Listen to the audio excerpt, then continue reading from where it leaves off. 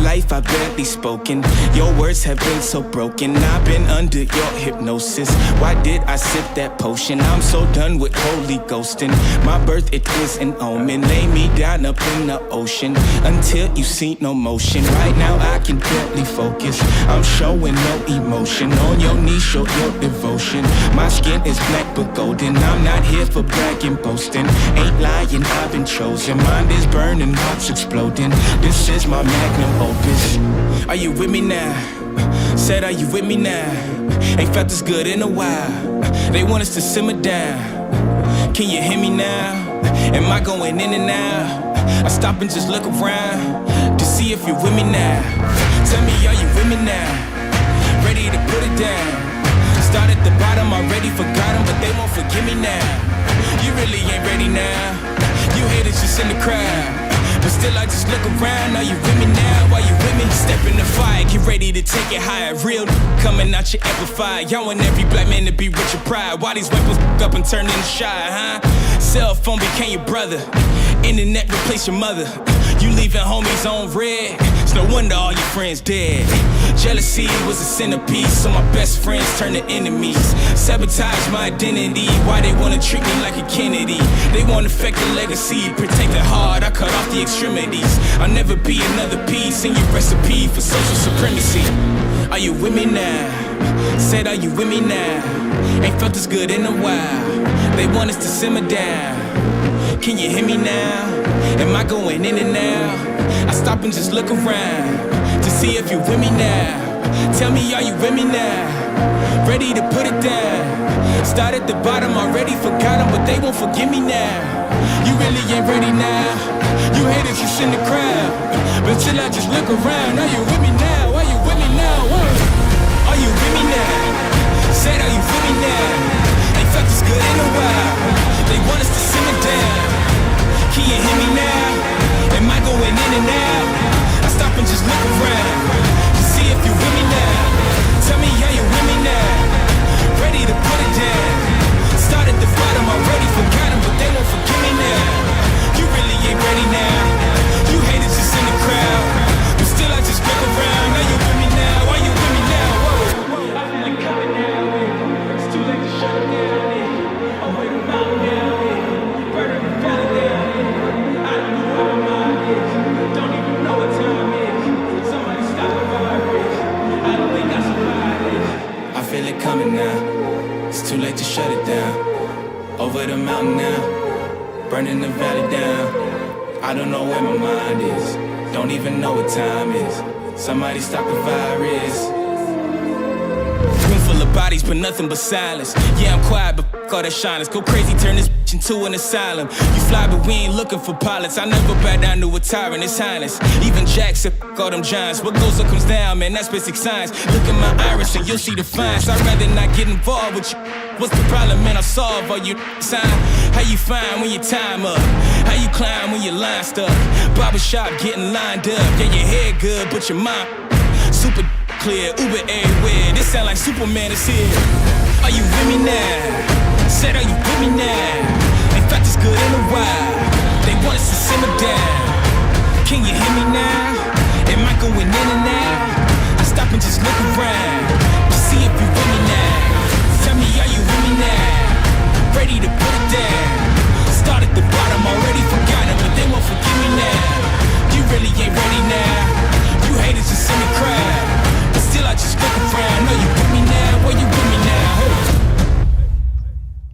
All right. Welcome, ladies and gentlemen, to the WardRadio live stream. I am your host, Cardin Ellis, and today I'm joined in the studio by my lovely wife, Brittany the Shadow, as well as via Zoom by none other than, pulling up Zoom. Sorry about that, Brad. By Brad Whitbeck.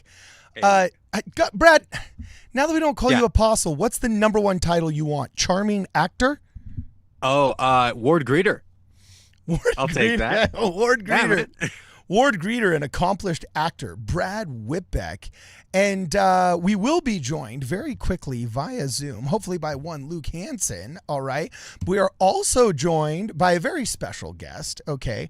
Her name is Monica Bambrough, and she has been super diligent in actually chasing us down and inviting us to all kinds of different events and so on and so forth. So I'm actually going to pull it up and we're going to say hi to Monica here really fast.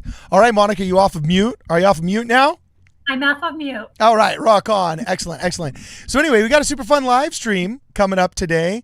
And that is a very distinguished, there is a fur coat behind you and multiple antlers. I had no idea I was dealing with such a violent person, but no, I'm just kidding. I'm just kidding. Not mine. I'm not a hunter gatherer by any means. Oh, that's funny. That's hilarious.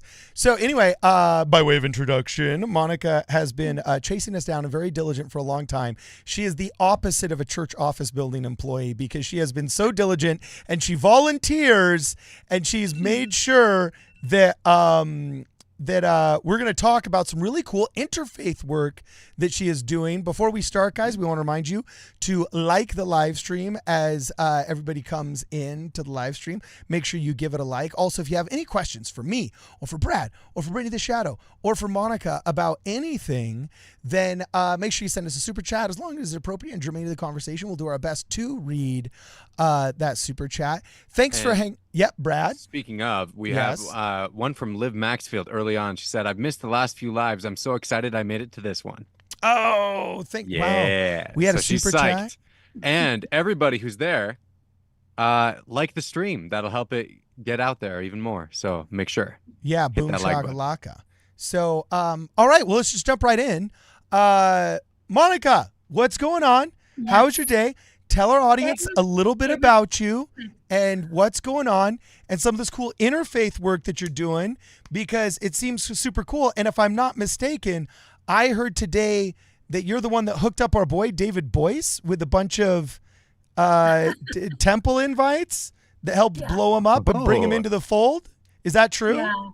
So I was his host for the tours. I invited him and set up the personal tours so that he could have those experiences. Yeah. Oh, very cool. So I'm a little bit pissed that David Boyce got more access to the temple than I get as a member. I invited you. Oh, after David Boyce blew up. Okay, so thanks. Now I know where I stand with the church comms department. And second off, if I go to quitmormon.com and I resign my membership, it's twofold goodness. Then I can get whatever sin I have out of my system and get rebaptized and just be washed clean again. There's kind of like a whole fun thing going on there.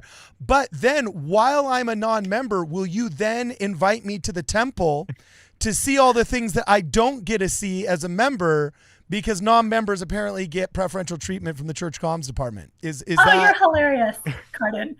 Found that loophole, buddy. Yeah. You got to figure that out. So anyone that I invite can see everything that a member would see. They're not seeing anything that you don't see. It's just during the tour, it's so busy and you're getting so many people through that not everyone can go into every nook and cranny. So when it's a personal tour, we take a little bit more time and we can go into different spaces and pause and talk. Oh, but cool. That's cool. And I bet for somebody who's never been through the temple, it's really helpful to be able to ask questions in that sort of an environment. Yes, Awesome. because sometimes there's so many people you're just shuffling through that it doesn't really work out. But I would do the same thing for any member that I invited, which has happened as well.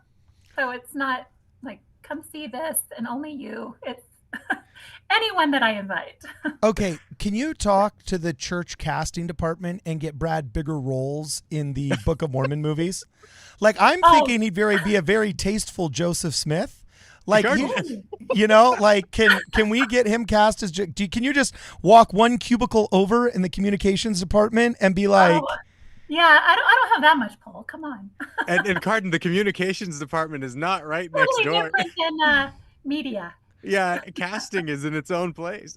You don't hang out around the water cooler and just be like, with, the other managers, be like, so how's your managed decline going? Oh, mine is great. Don't worry, I'm only 3 months away from retirement. What about you? I'm 3 years. I just, No, none of that, because I don't work for the church. I have a calling with the church. So everything I do is from home and out and about. Okay. So tell us all the whole 9 yards. Tell us about you really nine fast, and then what your calling is, how you help out, and how you found us, how you found David Boyce. You seem to have a cool gig, and then tell us about some of this interfaith work you're doing. Give us the whole 9 yards, but in the Reader's Digest version. Reader's Digest version. Wow, where's Luke? He and I talked for an hour today. Yeah, sometimes his internet goes down. Sometimes his internet goes down in Virginia. Yeah. And like this has happened a couple of times, and he's probably like rebooting his router and screaming in, right now. He is. Yeah. So anyway, keep going. He texted me a little bit ago. He's like, so maybe he's getting ready. But yes, I have a calling with the church in their Utah area communications, and it has to do with interfaith work. So building bridges, connections, friendships with a lot of groups, nonprofits, interfaith, businesses, government, schools, neighborhoods, everybody. That's awesome. So that we can work together, build strengths, be friends, learn about each other, support each other, and then you start to see all the fruits from those connections, and it's beautiful. That's awesome. I didn't know that there was a program like that within the church, reaching out to other groups specifically. Yes. That's super cool. Yeah. So, just on Sunday, I attended a Baptist barbecue where I just went and was with their congregation, talked with them, got to know them, with Pastor Jory and his wife, Marissa. And I've attended their worship services before, and it was a beautiful service. So this was just a different way to connect with them for a little bit. So I've been to many worship services and love them, love their leaders, rabbis, pastors, reverends, you name it. It's a beautiful thing. That's awesome. This is something that my priest quorum used to do, actually, is about once a month we would go to a different worship service for our youth activity. We would go to like the Sikh temple nearby. We went down to the Spanish Fork Hindu temple, the Krishna temple there. Yeah. Yeah. And then we went through to Muslim temple, a mosque, and then a synagogue once or twice. Like it was really cool because going out there gave us an opportunity to find like common ground with people that we didn't know we had. And there's a lot of it. There's a lot of it. I don't think we notice it. But I also love the differences because then you grow your mind, right? Mm-hmm. And you learn to accept people's differences and how do I embrace that? How do I understand them better? So you're not just so focused on one thing or one version of religion. Just a few weeks ago, I accepted an invitation to have dinner with Charu and Vai from the Krishna temple at their home. Oh, that's awesome. And so, we're sitting on their back deck. He barbecued up some food. There was a monk in town from South Africa. He read from their books, their religious books, and sang a song. And we just sat there and talked for a couple of hours. It was so amazing. Okay, that's the religion that does Festival of Colors, right? In Yeah, Utah? the Color Festival. The Color Festival, yeah. No, that was awesome. That was a party. It is a party. I drove down from Idaho just to go to that. That was cool. Yeah. So Riley, on her mission in Spain, had people recognize it in Spain. They were like, "Oh, the Krishna temple in Spanish Fork where they do the Holy Festival." She's like, "Yes." How did you know? Oh, wow. It's that big. It's huge. Wow. It's pretty amazing when you look in some random magazine and they have like top 10 places to visit for this. And it's got the Krishna temple lined up in there. I'm like, oh, okay, it's a big deal. Yeah. And that's one of their biggest fundraisers where they have money to run their temple and the things that they do. So it's a good thing to attend and just support them. One thing I like about the Krishnas is they don't have a history of anti-Mormon violence and negativity. That you know of. And they don't have silly missions where they're trying to convince people that we're not Krishna enough. You know what I'm saying?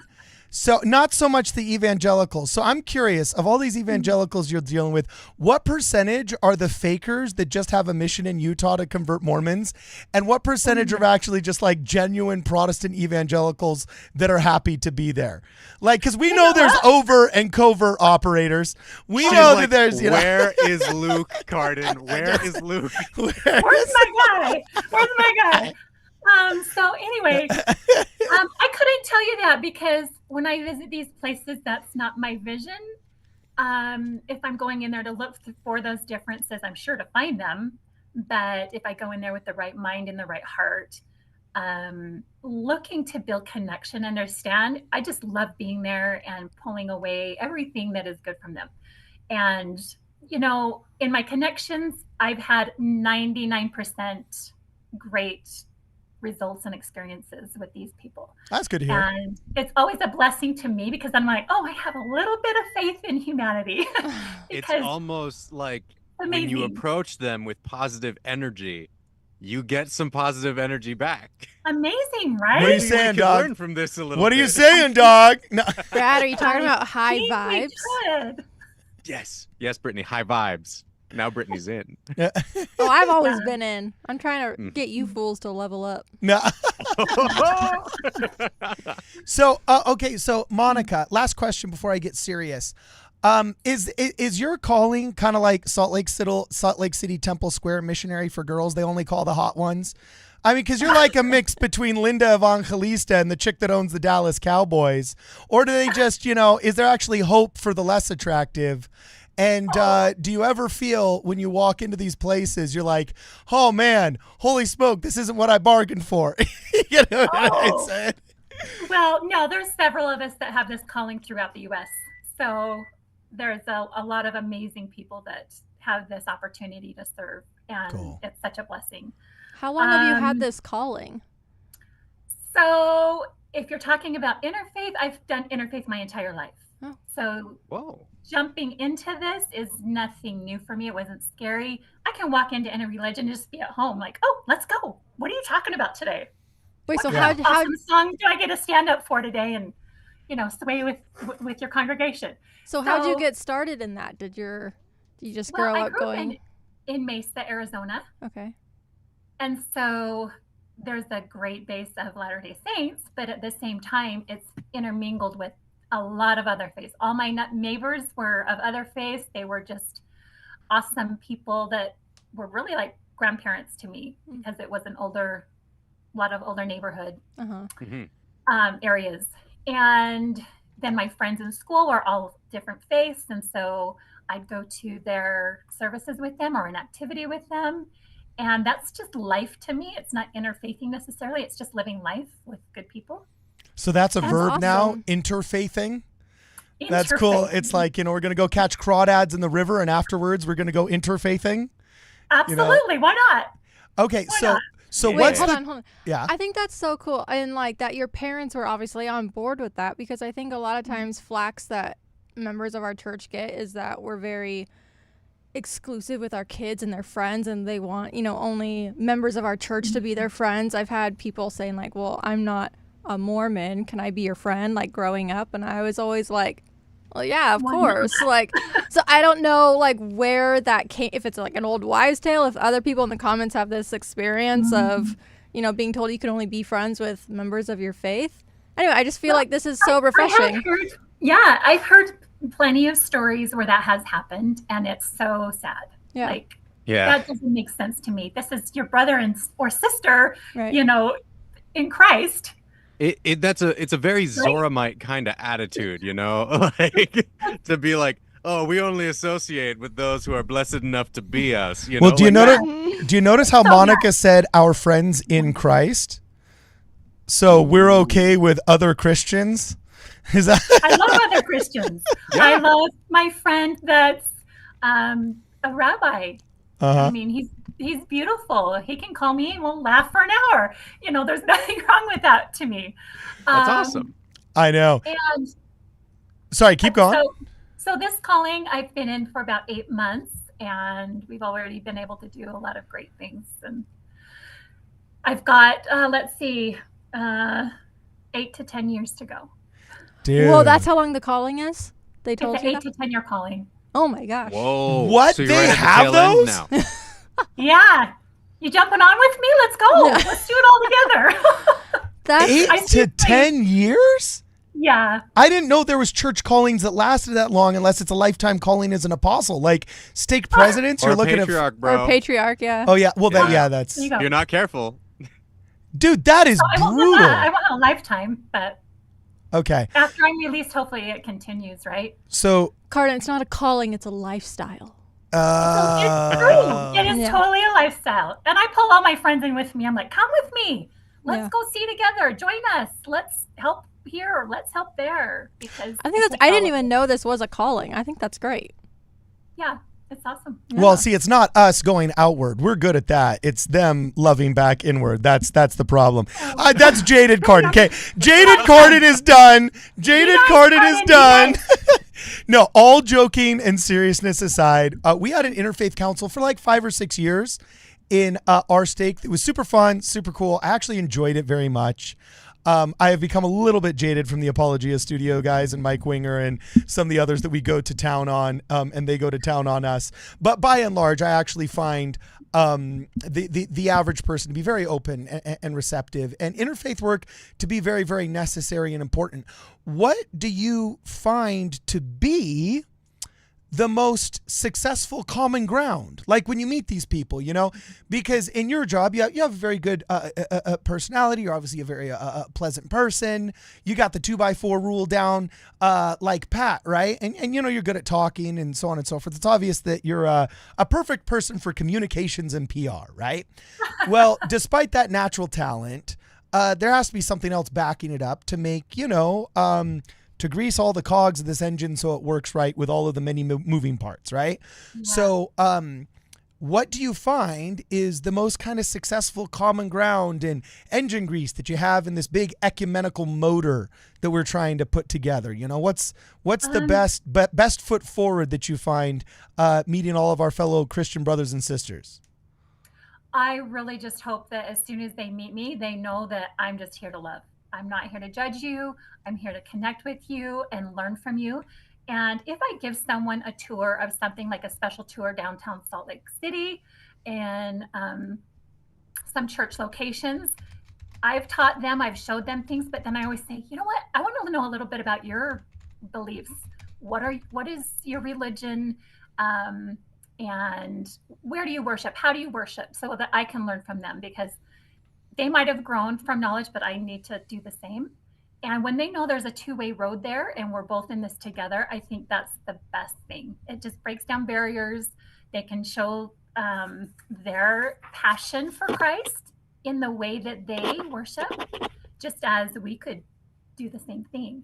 But I think the main thing for me going into it is that I know that we are all God's children, number one.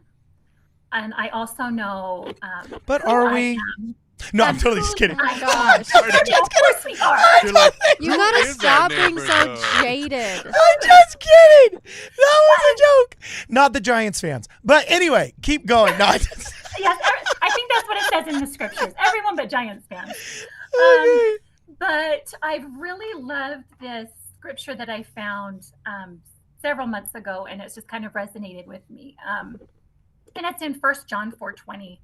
And it says, if a man say, I love God, and hateth his brother, he is a liar. For he that loveth not his brother whom he hath seen, how can he love God whom he hath not seen? Wow, okay. And so when I read that, I'm just like, I'm not going to be that person. I'm going to love and love and love and love. I mean, when I walk out of some of these things, my heart is so full. It's like hard to process. Mm-hmm. Okay, right? cool. Well, we gotta welcome really quickly to the Zoom. He's been waiting in the what do you call that in hockey Purgatory. when you're ready to play? In purgatory. He's been waiting in WardRadio my purgatory. gosh. You know what I'm saying? Jonah Barnes is here. Oh shoot. That's him. Charlotte's here. Yeah, Jonah Barnes, the associate professor of all things apocryphal, in a very tasteful shirt, I notice. Oh, yes, thank you. And he's gonna see. Originally, we were gonna kick you out and then talk about something else in case you were boring. But you're actually not boring, and you're super fun to hang out with. So we're gonna have to talk to you for like another 10 or 15 minutes. You're boring. I'll be honest with you. I'll be honest with you. And Luke can attest to this. I was like, we'll give her 10 or 15 minutes. And if she stinks, she's gone. And she's got the forward slot because that's when people are coming in. And if it stinks, then the least amount of people will see it. But you don't stink and you're good at this. And interfaith work is actually important. So we'll hang out. And then we can handle Jonah and his virality he has achieved as of late. We can do that in another 10 or 15 minutes down there because I'm liking what you're saying. I'm smelling what you're stepping in. And I got a couple more questions for you. So first off, you say, okay, best foot forward is just I'm here to love, you know. I'm really kind of curious. Of all the things you've seen in all these other churches, you're like a little mini David Boyce. You know what I'm saying? Yes, very miniature compared to my friend. Yes, exactly. So you're like a little mini David Boyce. And I'm curious, is there anything you've seen in other churches, in all of your interfaith work, where you're like, oh man, we need this so desperately? Ooh, that's a good question. We need this so desperately. Like one of my favorite comments is the Holy Envy comment by that I can't remember that. He was like a Lutheran cardinal, or I don't remember. Cardinal's a Catholic term, but he was a high ranking, I believe, was a Lutheran who talked about the importance of recognizing holy envy and that being a good and a beautiful thing. And he said his holy envy of the Church of Jesus Christ of Latter-day Saints was the doctrine of baptisms for the dead and vicarious work for the dead in the temple. And it's not part of his faith, but he had holy envy. And then what's your holy envy, and why is it better music sung in church? Oh, how did you know I was going to say that? No, for real. What is yours? What is yours? I mean, we have some amazing songs, but I think every fifth Sunday we need to bring in an evangelical band and, rock. Oh, yes. Oh. Monica, yes. Right? Yes. Wouldn't that just liven up things? Their music, although different than how we sing our songs on Sunday, if you really listen to the words, they're beautiful and absolutely can touch your heart. There's just a little bit of rock and roll behind it. So our God is an awesome God, and Mormons are really Christian. I'm going to start a petition. I think every fifth Sunday should just be a music worship service. Oh, for sure. That would be awesome. Great idea. That's true. You know what? That is actually not a bad idea. I know, because I thought of it with the help of Monica. Girls, you know? We're going to bring it together. Yeah. So music. Would you say evangelical music is your number one bit of holy envy? You're comfortable standing on that platform? Oh, yeah. I think it's so beautiful. But I have a Sabbath Sounds playlist that I've put together, and it is full of everything. I mean, it's across the board. So I already know the songs when I go in a lot of times. And if I don't, usually I add it to my list because it has a meaning, a connection to that church I visited, and usually an amazing message. It's just said in a new way. And I'm all about that. Okay. So Monica, I know women like you. On the surface, you're that perfect housewife, homemaker / mom / nice PR person, and you're all buttoned up. You got your hair did, and you got your conservative dress on. But girls like you always are like closet mega rap fans and have like signed albums like 50 Cent or something. See, Jonah knows what I'm talking about. I know just what you're talking. I thought the same. The moment I saw her. So you got What are you talking about? You got a hardcore evangelical like music playlist somewhere in that that MP3 player of yours that you drive around in your Range Rover in, or your Escalade, your Suburban, So who's your secret favorite evangelical or Christian music person? Mine's NF. What's yours? NF? I don't even know NF. I'm going to go with Michael W. Smith because that's where it all began. Michael W. Smith. Michael W. Smith. And, it just kind of resonates from there. That sounds like a 70s name. Oh, Not like the 70s, but like the quorum of the 70s. It is, totally. But if you want to get into the stuff that I've added recently, there's so many. I like Hillsong Worship. Hillsong Worship is good. Danny Goki has a lot of good songs. The King Will Come has a great new song that have really hit the charts. I mean, you could just go down so many things.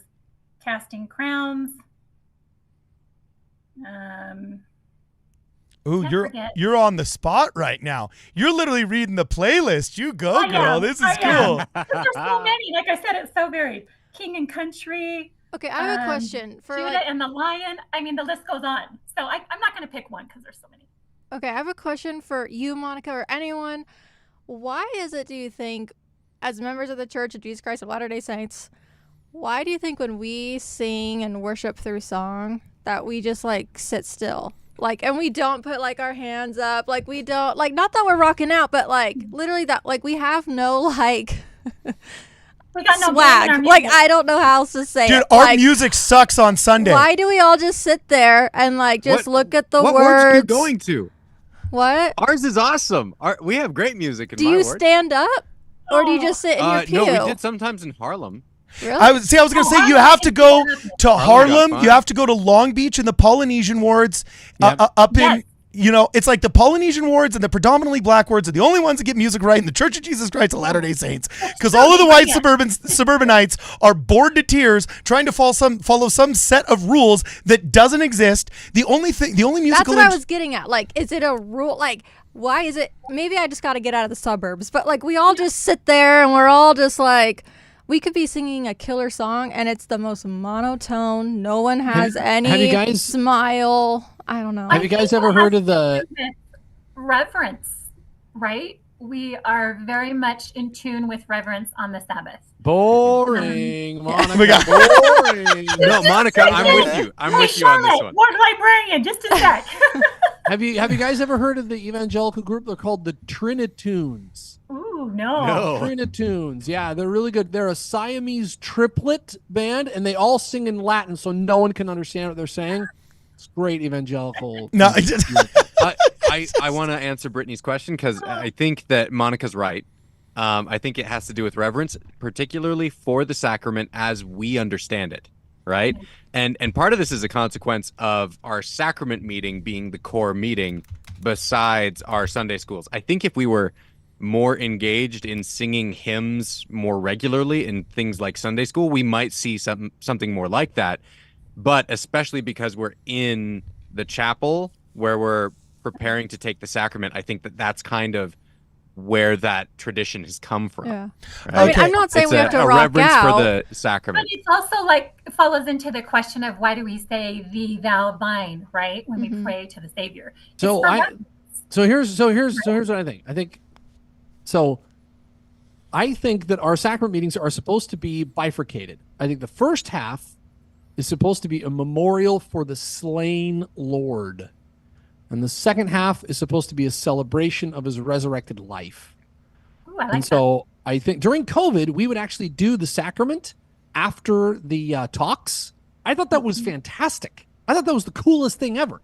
Because it's like the sacrament is the climax. It's the pinnacle of the meeting, taking the ordinance, taking the bread of life and the blood of the lamb. Like, and you have it at the beginning, and then you're like, all right, let's get this out of the way and move on to the talks. Like, I kind of think we should go back to having it after the talks. I thought it was awesome. Maybe the first half can be really solemn and really reverent because we do need that.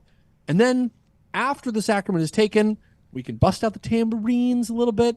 We can do a little Monica, do a little Monica. That's what I'm talking about because, like, this is my beef. This is my beef with that theory. Brad. Jeez, no, I'm just kidding. I just in the facts. yeah. So this is my only pushback on that. I agree. One of my frustrations with the cool music when I go to some of my evangelical friends' churches is it's kind of like the rock concert never ends. And believe it or not, as rowdy as I am, and as hard as I joke with Brad and Jonah and with you, I deeply appreciate the reverence of the LDS sacrament, and it's the only place, frankly, outside of Catholicism, where you get that deep reverence that is almost temple-like, as close to the temple as you can get with teenagers and children running around, right? And so I am 100% with Brad on that. However, that's the sacrament. And the sacrament is just one part of sacrament meaning. Else, why would the hymn books that are approved by the church say, for example, I just put it on the screen. You guys can't see it, but I put it on the screen. Hymn number 1, I just chose the first hymn in the hymn book. It says right here on the way you're supposed to play it as a piano player and the way you're supposed to sing it in the choir. Do you know what it says, Brad? Do you happen to have that memorized by any chance? I'm going to guess triumphantly. Yes. Because it's the morning breaks, the shadows flee. It says triumph. By the way, Brad, you're you're so good. smart. So Jeez. No, I saw it on the stream. I did not know that. I was actually waited. really Don't impressed. Yeah, dude. I was seriously, I was like, that is like Luke Hansen territory, bro. That is pretty awesome, man. So anyway, yeah, it says triumphantly, and it's in a very upbeat tempo, 88 to 100 beats per minute. And so it's like, why would we tell people to play it triumphantly, and why would we give it some upbeat tempo if it was meant to be a slow and steady Gregorian chant? And I don't think everything should be, right? I think that we end up in funeral dirge mode probably by virtue of the talent of available music directors and possibly organists. Yeah. Mm-hmm. Not by virtue, because like, and maybe that's part of what's going on for me right now in the ward that I'm in. We have a killer organist who throws in the flair on all sorts of things. And like, you don't need to be standing up and clapping to have a killer song going on where the organist is actually playing the music as it is written, right? And are you sure they didn't used to be Baptist? Yeah, they didn't used to be Baptist. You've got to have a background in that to make that happen. All those No, in favor, they don't. These people were good. All those in favor of raising the recommended tempo range for every hymn in the hymn book by 10%, please show by the uplifted hand. Woo! Let's do All those in it. favor. Every single song needs to go just a little bit faster, at least 10% faster. Okay, so I'm going to catch us up on a couple of super chats here really fast. Thank you very much to everybody who has super chatted us thus far. Sorry, I got a little bit behind. Kiori says, let's help make Luke get a better router and internet. Actually, I've got one better for you, and Luke's a cool guy. He won't mind me sharing this, but it's really funny. I was texting him. I was like, dude, Luke, where are you, bro? And he's like, I'm sorry. I took over putting the kids to bed from his wife. You know what I'm saying? And I was so tired that I fell asleep with them. Just woke up. I said, so poor guy is putting the kids to bed. It's a woman's guy. What a stud. See, Mormon man. That should take precedence of instead of helping Monica out with Dude, rock on. So why does that make him a protecting stud? Why does Cardin, protecting Monica from Cardin. yeah. I don't know why that makes him a stud. He tried to put down kids and he fell asleep in the process. Wuss. Yeah. Wuss move. Okay? Oh my gosh. You're like sleeping on the job. Yeah, sorry. Rockstar move. It's awesome. No, I'm sorry. My wife is at girls' camp all week. I've got 6 children alone at home, and I put them down alone every night, and I'm here for you people. Okay, Yeah. Luke? No excuse. I do not feel sorry for you, Luke. Oh, No, I'm that's sorry. too funny. That's too funny. So everybody in the chat, is it a W or is it an L that he fell asleep? I give it a W because we've got all 4 boxes of Zoom anyway. No harm, no foul, and I just think it's a really funny story. Or L if you are like Jonah Barnes, who was born in the fiery inferno of affliction. Oh my gosh, and it's thinks literally it's like weekend. 50-50, whether it's a W or an L. That's sad. I bet most of the L's are coming from people without kids. If I were That's to guess. funny. Either that or else they have kids and they know what it takes. And Hey, I'm here for you people, all right? I came from my daughter's bunk bed right in here, boom, and turn on the camera, all right? Did you I'm have to grateful for sneak you. out like a I'm grateful ninja? for you as well.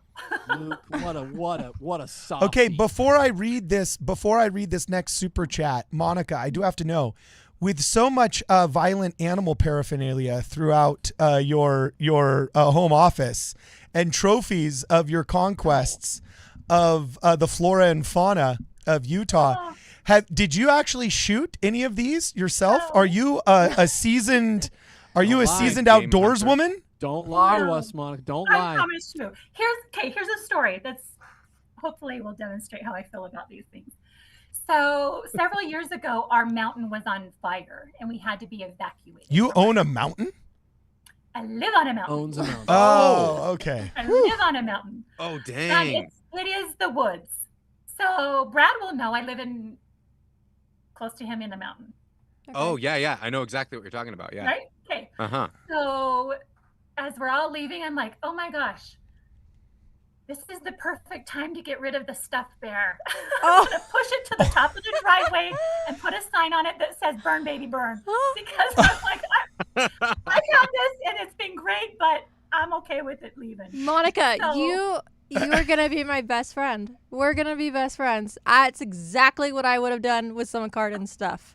Exactly. What? And then I drove away and I What forgot. stuff? And so What sad. stuff, Brittany?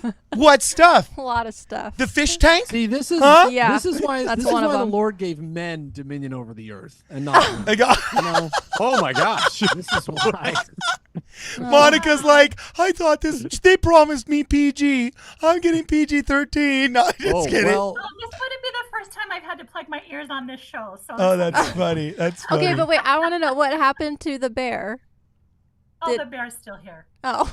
The Dang it. house survived. That means the bear survived. Oh. Nice. Oh, That's just a joke in our house. I'm like, dang it. Yeah. That's funny. You're so close. I would have sacrificed the house to get rid of the bear. Okay, so Natalie Crockett says Michael W. Smith has done a lot of performances with Amy Grant. So Yes. apparently you have a fellow Michael W. Smith fan here. Yes. Also- Amy is awesome as well. Sweet. And yes, she has great Breath of Heaven is a great song by Yeah. Amy Grant. You're right. So Scrambler says Scrambler gifted 5 Ward Radio memberships. Jonah, can you Mormon, do your duty? oh my goodness. Well, we are thrilled that Elder Schmau is fulfilling his calling as a ward missionary, and all those in favor, all those who would like to welcome Brother Crypto Surfer, Sister Fidget the Crazy, Sister Larson, Brother Robert Hall, and Brother Kevin LeBeau and Sister Lacewood into the Ward Radio worship. Please do so with the uplifted W in the chat. Dude, that's awesome. And Pardon, I think you skipped some super chats too. oh, can you read them for me really fast if I There's skip 2 some? more, yeah. Criticize, Brittany. And- Just That's why I'm criticize. here. Actually, Monica Jonah, has emboldened I threw you. in the chat more names to read off. Oh, you did? okay. Oh my 'cause goodness. Scrambler The gifted Ward- 5 and Schmau gifted 5. Oh, the ward is swelling. We just received the records of Brother Matt Rabb, Brother Scott Fraser, Brother Diamond Dave, Sister Leela E. Mothenor, Sister Daisy D.A., Sister Andrea Cardin, and all those who would like to welcome these brothers and sisters into the Ward Radio worship. Please do so by the uplifted W. Choo-choo. Her last name is That's a total Cardin. of 10 W's. Wow. Yeah, That's pretty awesome. Cardin is a last name in England. Mm. So my We also we would like her to stand when her name is read. Sister Monica Ringer Bambrough has been called to be the area communication specialist for the Ward Radio ward. Oh, Those in happy favor, to please accept. put a you're W not in the standing, chat. Monica. You're not standing. You don't have to. I Don't We- do have it. to seriously stand. No, we're just No. kidding. We're just kidding. Don't do it. Oh my God, come on. Where's You'll your keep getting more dedication? callings. You're no better than Oh, Luke. I'm dedicated. Trust me. Okay. She's like, I'm still here. I haven't left yet. I have not left, and we haven't even talked about the main reason why I even started talking to you about this. Oh, what's what that? was that main reason? I It forgot. was about our interfaith service with our youth in Salt Lake City. Ooh. Oh, cool. Oh well, freaking let's. Well, now you got to tell we- us, and then we'll get back to Is- the is super Luke chat. gonna be on any- We totally got off track. As long as it's with a cool church. If it's one of those like lame churches, then we don't want to hear about it. No lame churches. Okay, No. all right, cool. Then yeah. No. So you want me to just dive in? Yeah, just do it. Okay. Should we nail the last 2 super chats before we go? Oh yeah, Sure. hit the first Okay. last two super chats first. So Robert Hall says, everyone go listen to Love Theory, in parentheses, Gospel, Da Bomb. So The it sounds like that's a B-52s song, right? Oh, And I don't got know. The love theory. The love I gotta theory, write that right? down so I don't forget to put that in my Sabbath sounds. playlist. yeah. So that one was Love Theory, and in parentheses, B-52s. Gospel. Yeah, The bomb. B-52s. Go look it up. Yeah, great. Yeah, B-52s. Good idea. And then Rex Good says, thanks for my Emperor's New Ward Radio shirt. I'm not sure how I look in it. Oh, that's funny. You haven't put Oh, it The on, Good Rex? King looks good and everything. No, it's somewhere in one of the email addresses. He sent his address, and I don't think I've shipped it out yet. Actually, he's making fun of the fact that the Emperor wears no clothes. So he's got his Yeah. Emperor's New Ward Radio shirt. Thank you for the reminder, Rex. Brittany, there's the 5X behind you. Can you show it off? Do you see where it is? Is it obvious? I think it's right shoulder height to your right. There's one 5X that I saved for Rex, my man, good. It's the biggest shirt that they make. Cardin, if you send that to me, I'll put it on my husband's bear for you. Oh, God. That's I awesome. totally would. I totally That would be awesome. How big is the bear? I mean, some bears are only as big as this table. Some are like, if it's a grizzly. Bigger than me. He's right here saying hello. The bear or your husband? Now, my husband's at Young Men's Camp for the week, so. Oh, okay, Nice. cool. Oh, it's just me and the bear. That's funny. Okay. Did you find it, Bird, or no? I did. Oh, Robert sure. Hall clarified. It's not the B-52s. It's a gospel group that's super fun. Okay. Well, look at that shirt. There you go. There you go, Rex. Good. That's a big boy shirt, baby. Look, You know I'm what even hugging it for you, Rex. There you Okay. go. That's awesome. All right. So, Schmal, thank you very much for the gift. And Robert Hall, thank you very much for this super chat. Okay, we're all caught up in super chats. And now Monica was going to brag about the indulgences she has earned through her interfaith work. Is it? No, that's You really gotta stop awesome. giving her a It's hard not a brag. time. It's not a brag. She is now saved in the Catholic Church. And Yeah.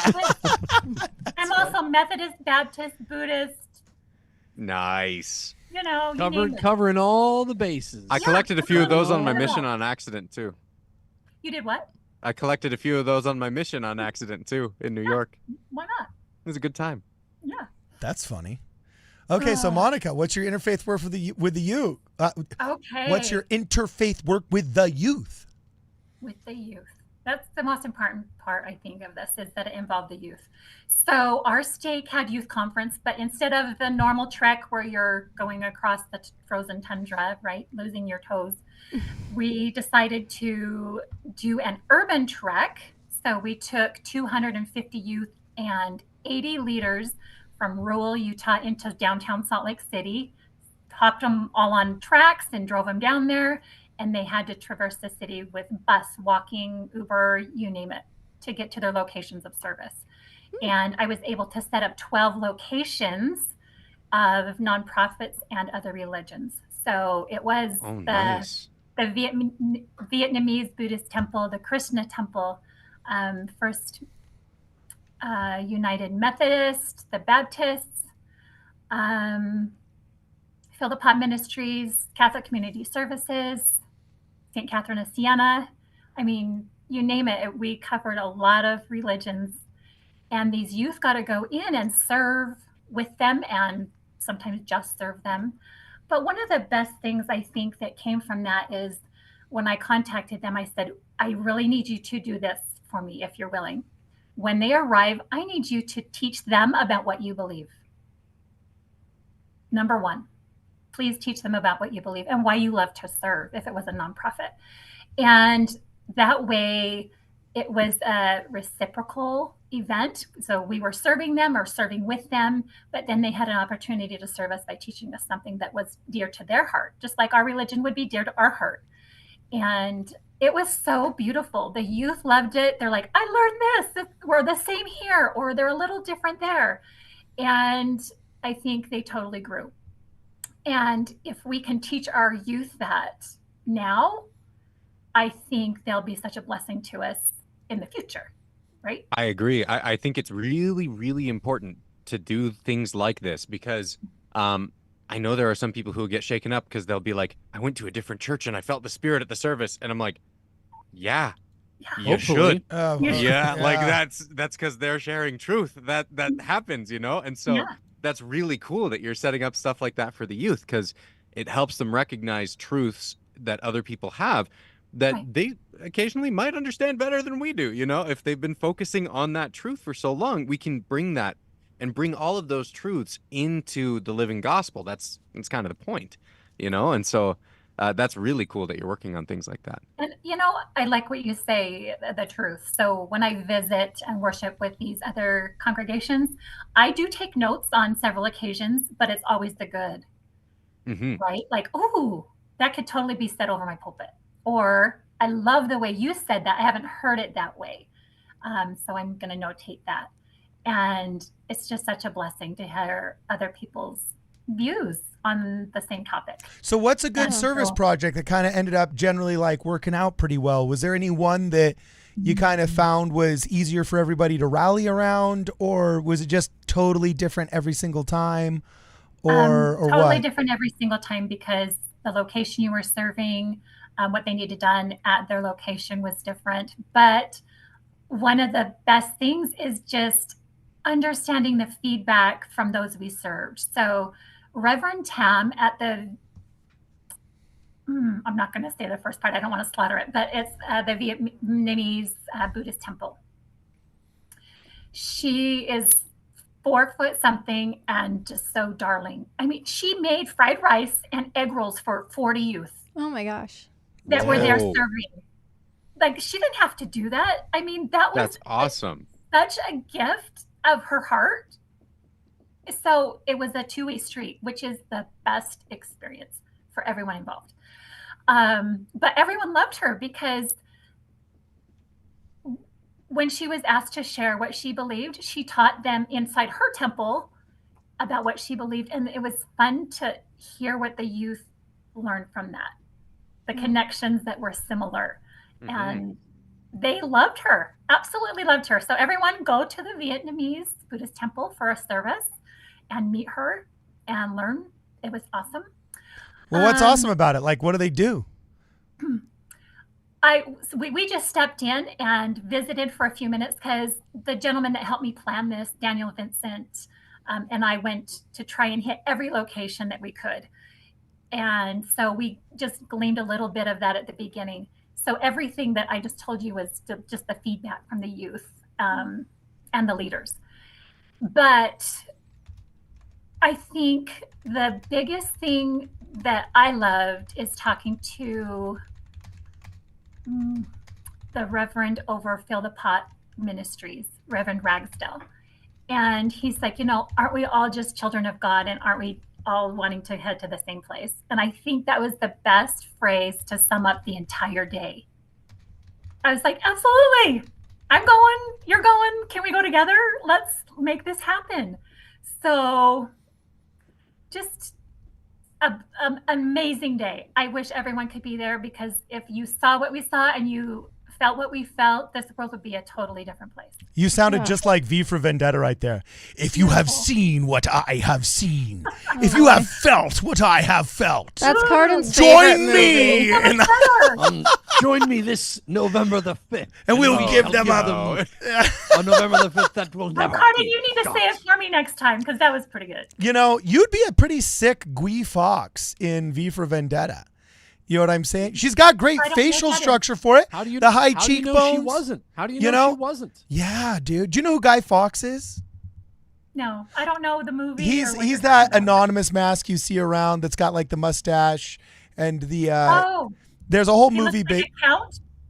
kinda. Yeah. Maybe? That Okay. that's him. Okay, before we go down a Guy Fawkes rabbit hole, Uh-huh. I want to go off what Monica was saying. I think, Okay. I wish I had that opportunity. Like, that youth conference sounds phenomenal, and I give you awesome. so much credit. Like that, I wish I had that experience. I didn't really learn about.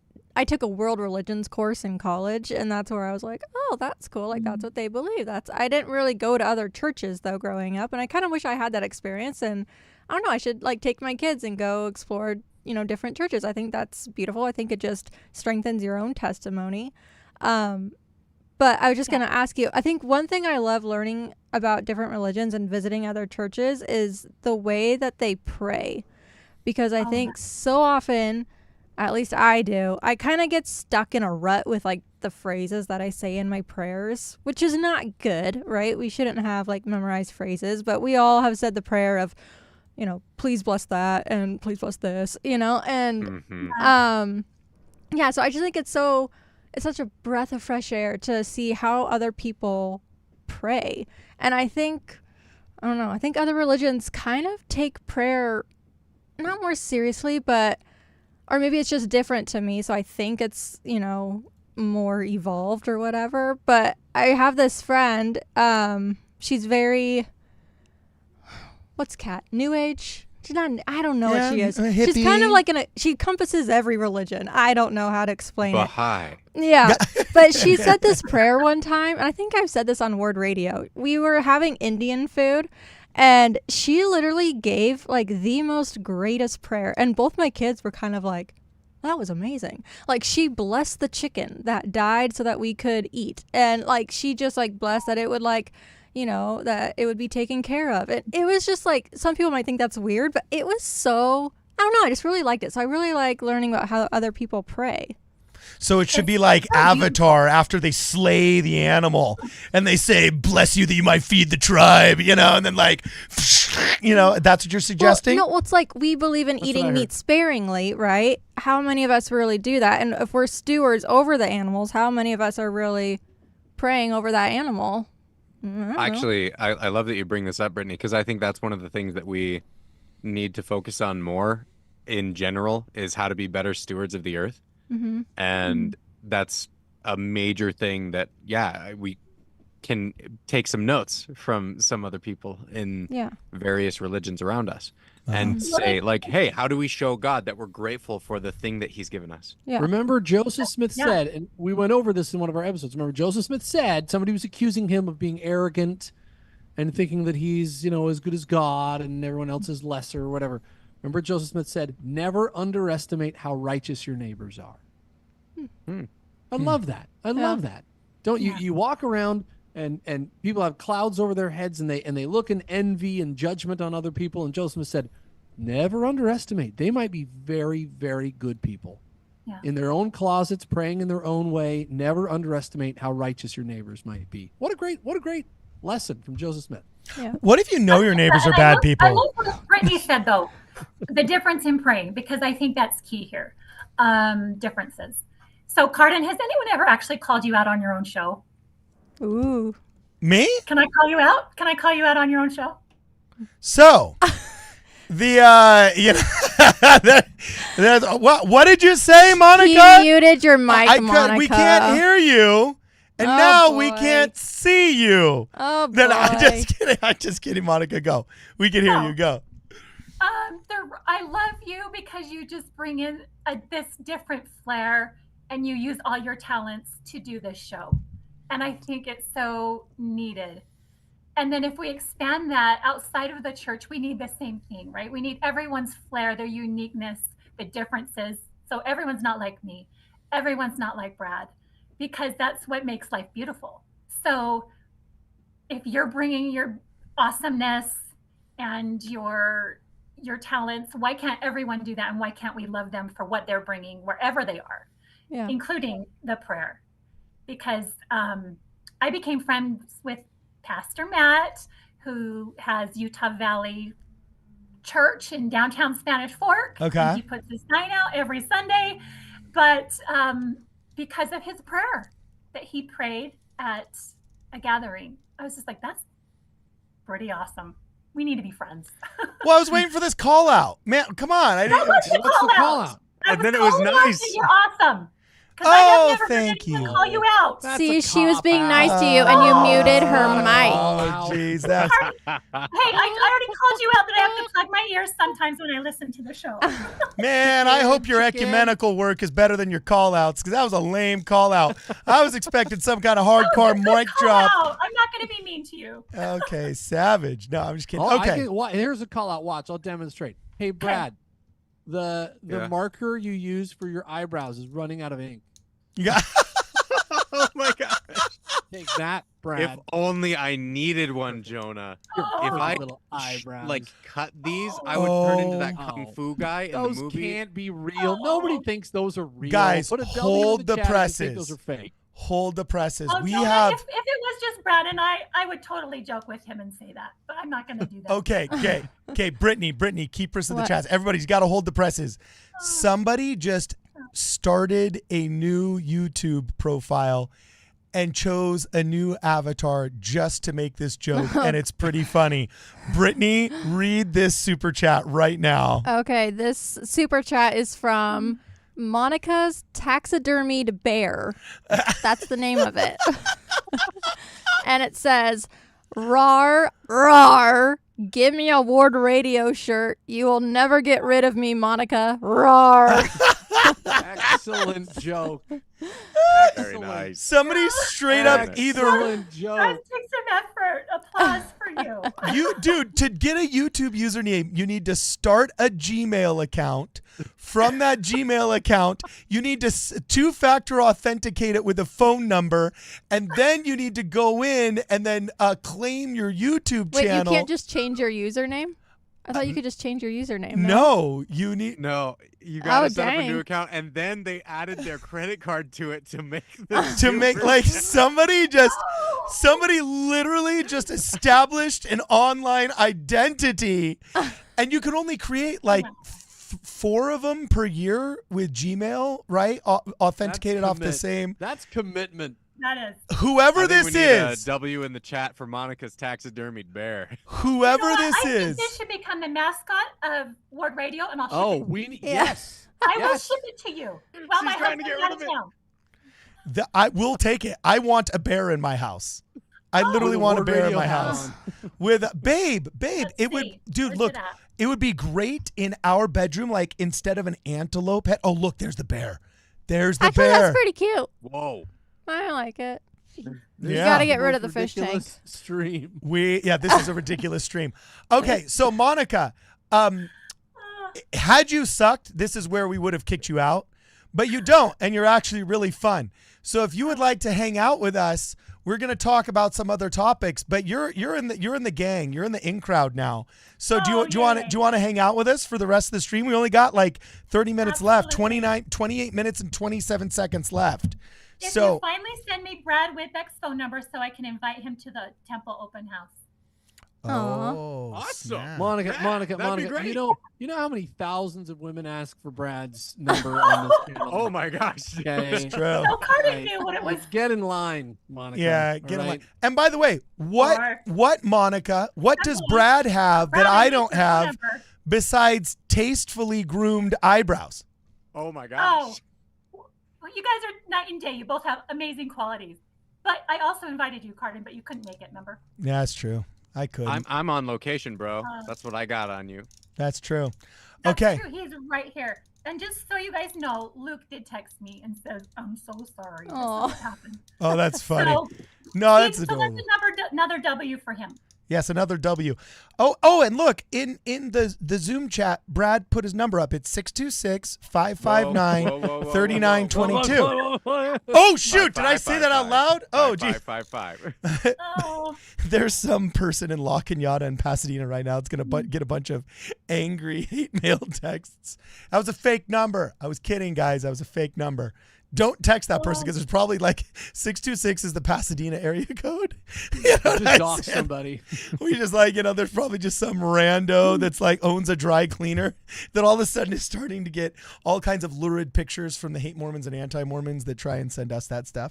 So anyway, okay. So Luke was going to do this segment, but it looks like I got to do this segment because he's snoozing. All right. And he deserves it. But Jonah, you are going to report for your crimes as committed on one Instagram today because our most viral clip thus far, it originally was Tikla.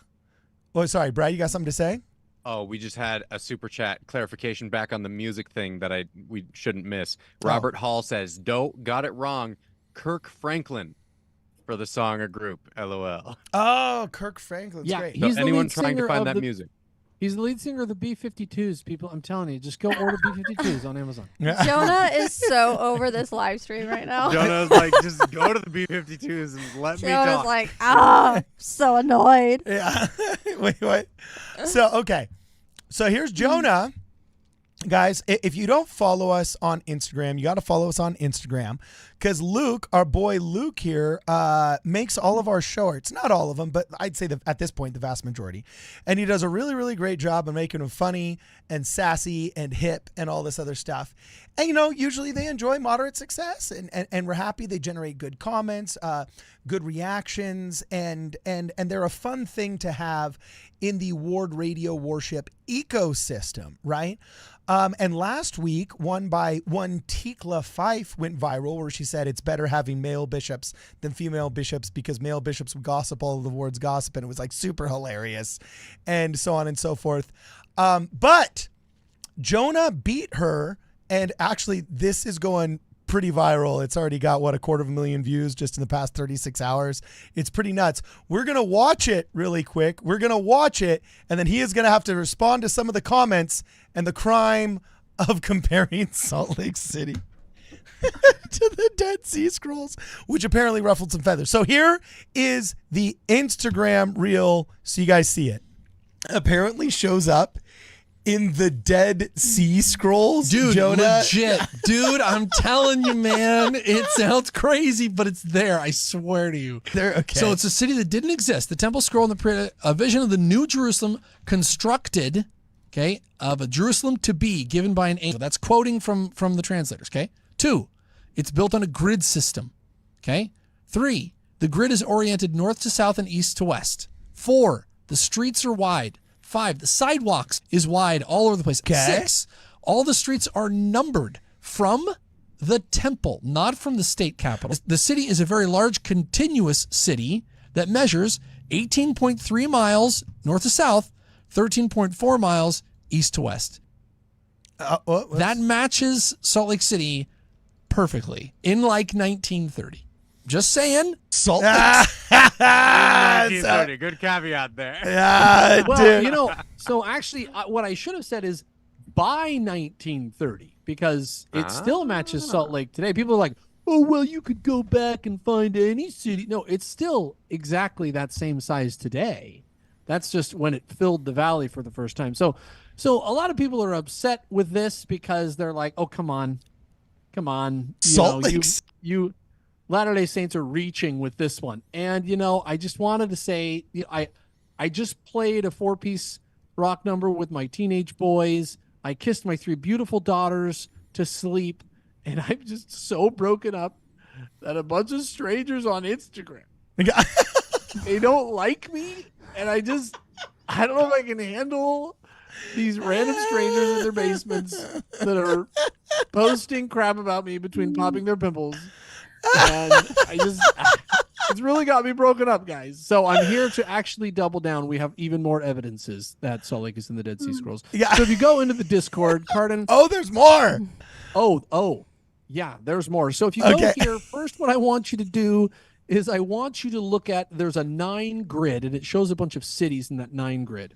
Okay. It's not next to these clay jars that they probably found the Dead Sea Scrolls in. It's a 9 grid. Well, no, tell you what, let's start with that. Okay, first of all, let's start with the banner. What are the Dead Sea Scrolls? Okay, so the Dead Sea Scrolls, for those of you who don't know, Jerry Garcia and his band, the Grateful Dead, played on the banks of an unnamed sea over in Israel in about 100 BC. And the lyrics were so fire, people had to write them down on scrolls, store them in old abandoned clay torpedo tubes that we later came by and discovered. Thus, it was called the Dead Sea Scrolls.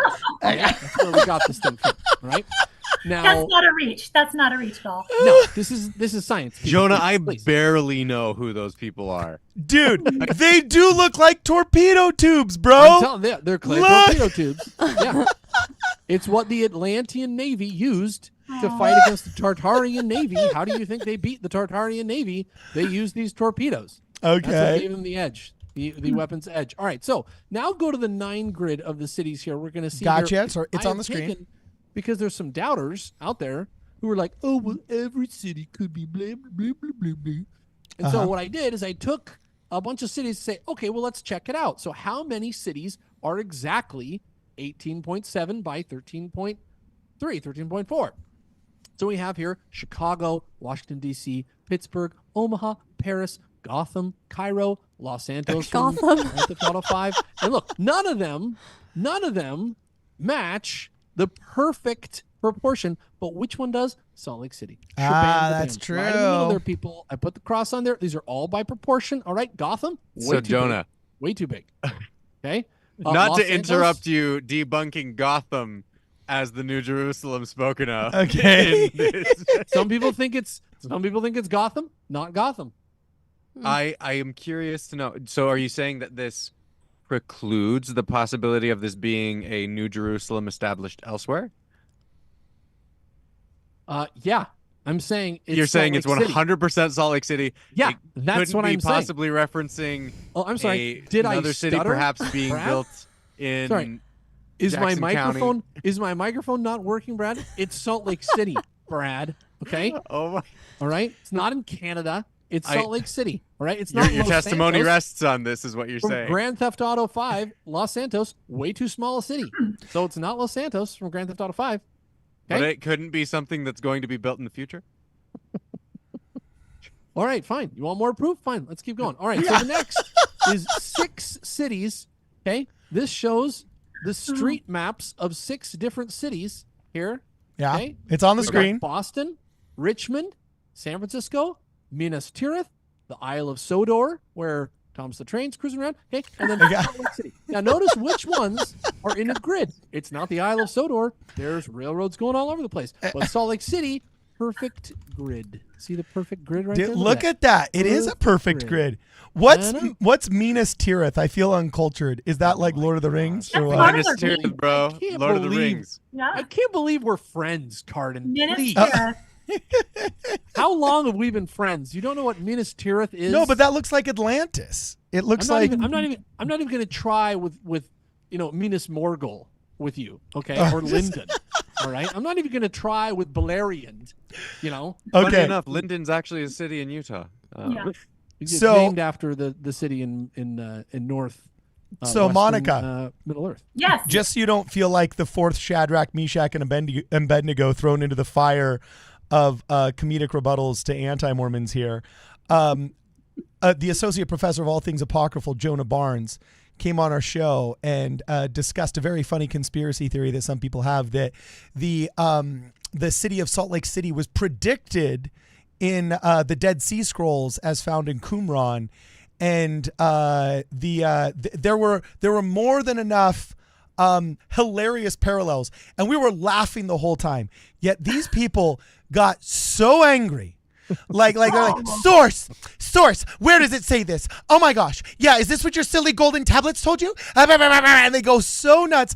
And I've never seen more people tag Dan McClellan so hard and so fast. You know what I'm saying? It was like, I dude, if you cannot see, we are laughing there is no sense of humor. Like what is it? Anti-Mormon rule number 17 is like literally you are not allowed to have any sense of humor.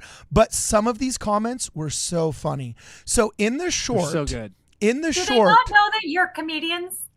Do they not know that? No, we're scholars paid by the church. How dare you, Monica? We are official apologists employed by the Church of Jesus Christ. yeah. I highly doubt that. We make millions of dollars doing this, Monica. Yes, No, if you did, you'd have a babysitter or a nanny that tucked your kids into bed. yeah, for real. Oh, she got you, Not Jonah. fair that you're not getting paid millions. That's funny. No, I'm not weak like Luke. I can do both. No. You can do it all, super dad. So this was the first comment I read, and I have so much hope for humanity. Okay, actually, I'm going to throw it up into the Discord right now just so everybody can see it, because I thought it was so absolutely hilarious. Giant shout out to Mikey. I don't think it's Mickey, but Mikey A. Moore. This is what he said, my friends, and I am here for every ounce of it. You put out the first 6 reasons why you thought Salt Lake City was like the city described in Qumran. I think it was there were wide avenues was number 1. 2, it was built on a grid system. 3, that grid system percolated forth from the temple, not from the state capitol. There was a ton of people that said, hey, idiot, Utah goes out of the state capitol. Even other people are like, no, actually it doesn't. It's from the temple, doesn't. right? 4th was, it was like 13 and a half miles by 18 wide. And that's basically the geographic dimensions that you get in the valley that Salt Lake City is built on. And you basically listed like 5 or 6 things, right? Well, the comment section added 7 or 8 things onto that list. And item number 7 was gifted to us by Mikey A. Moore, who said, "The residents don't use their blinkers and ignore most traffic laws." I think it was like somebody else put number 8 down as like most goods are not sold with silver or through barter, but through multi-level marketing. You know, that's it. And then there was some hilarious comments here. I'm going to go over a couple of more that are actually on my phone. Let me see. This guy. I got one that's hilarious. Okay, hit it. So Hit this us. guy is like, actually. Oh, This those could are the be- best. Could be an account that Dan McClellan created just for this. He's like, actually, Oh, come on. the New Jerusalem scroll probably doesn't match Salt Lake City. No, that's Dan Vogel. That's not Dan McClellan. Oh, sorry, Vogel. Wrong Dan. Yeah. But one of the reasons he gives, this is delicious. He's like, the Great Road from east to west is actually 72 cubits wide. Not that doesn't match Salt Lake City. And I go, well, 1 cubit is 21 inches, 1.5. That perfectly matches Salt Lake City. Salt Lake City's roads are 130 feet wide, and that's exactly what 72 cubits is. So I don't know if this guy just is copying and pasting this from somewhere, but actually that's a bit of a self-own, brother. The internet's forever. So sorry, Dan Vogel, but it was a bit of a self-own.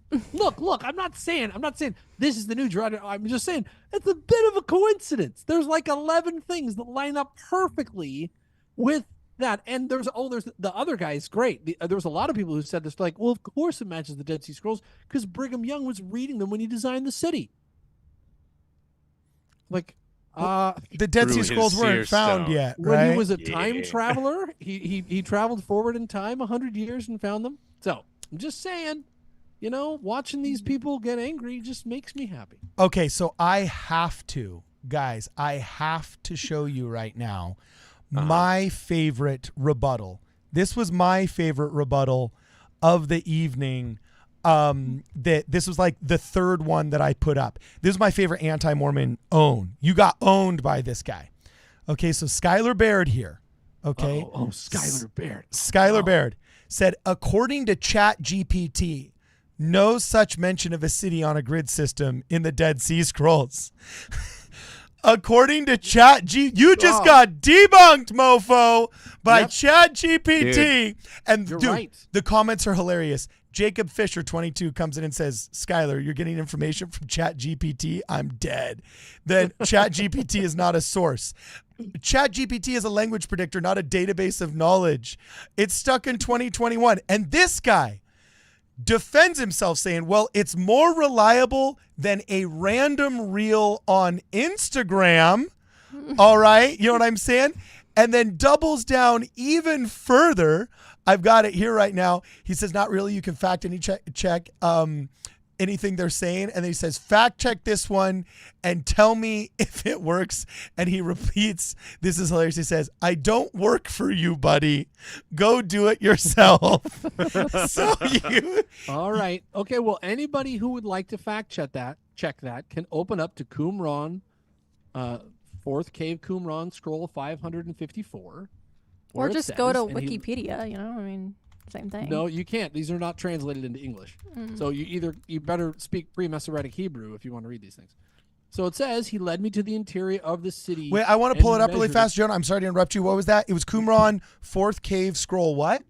You're never going to find it in English. 4Q554 is where you're going to get that from. It's rock on. I got it right here. The city itself was divided. This is from the translators. Divided into square blocks like a checkerboard. Each block was surrounded by a spacious street, and the city as a whole was divided by larger streets, 3 passing from the east to west and 2 passing from the north to south. Quote, and he led me to the interior of the city and measured it square, 51 by 51 square all around. They are equilateral blocks.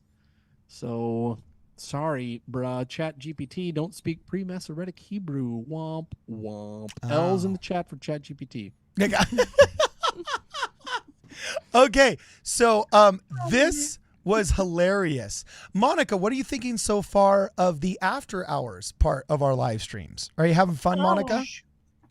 You guys are just funny. You're just funny. I just found. Okay, sorry. I have to share this in the Discord. Sorry, continue, Monica. I'm sharing in the Discord. I found a map of what this actually might be talking about. Really? So yeah, if you pull up this map, Carden, you could pull this up for everybody. That is true. That might be profound. I think this is really it. Is this the map? There it is. It's on the screen. Oh my gosh, you're right. Look at the blocks. Look at the streets. Yeah, those are the perfect width. This is it, guys. This we is found the it. New Jerusalem spoken We found of the New in Dead Jerusalem Sea right Scrolls. here. What is this? A map of Roblox? What is this?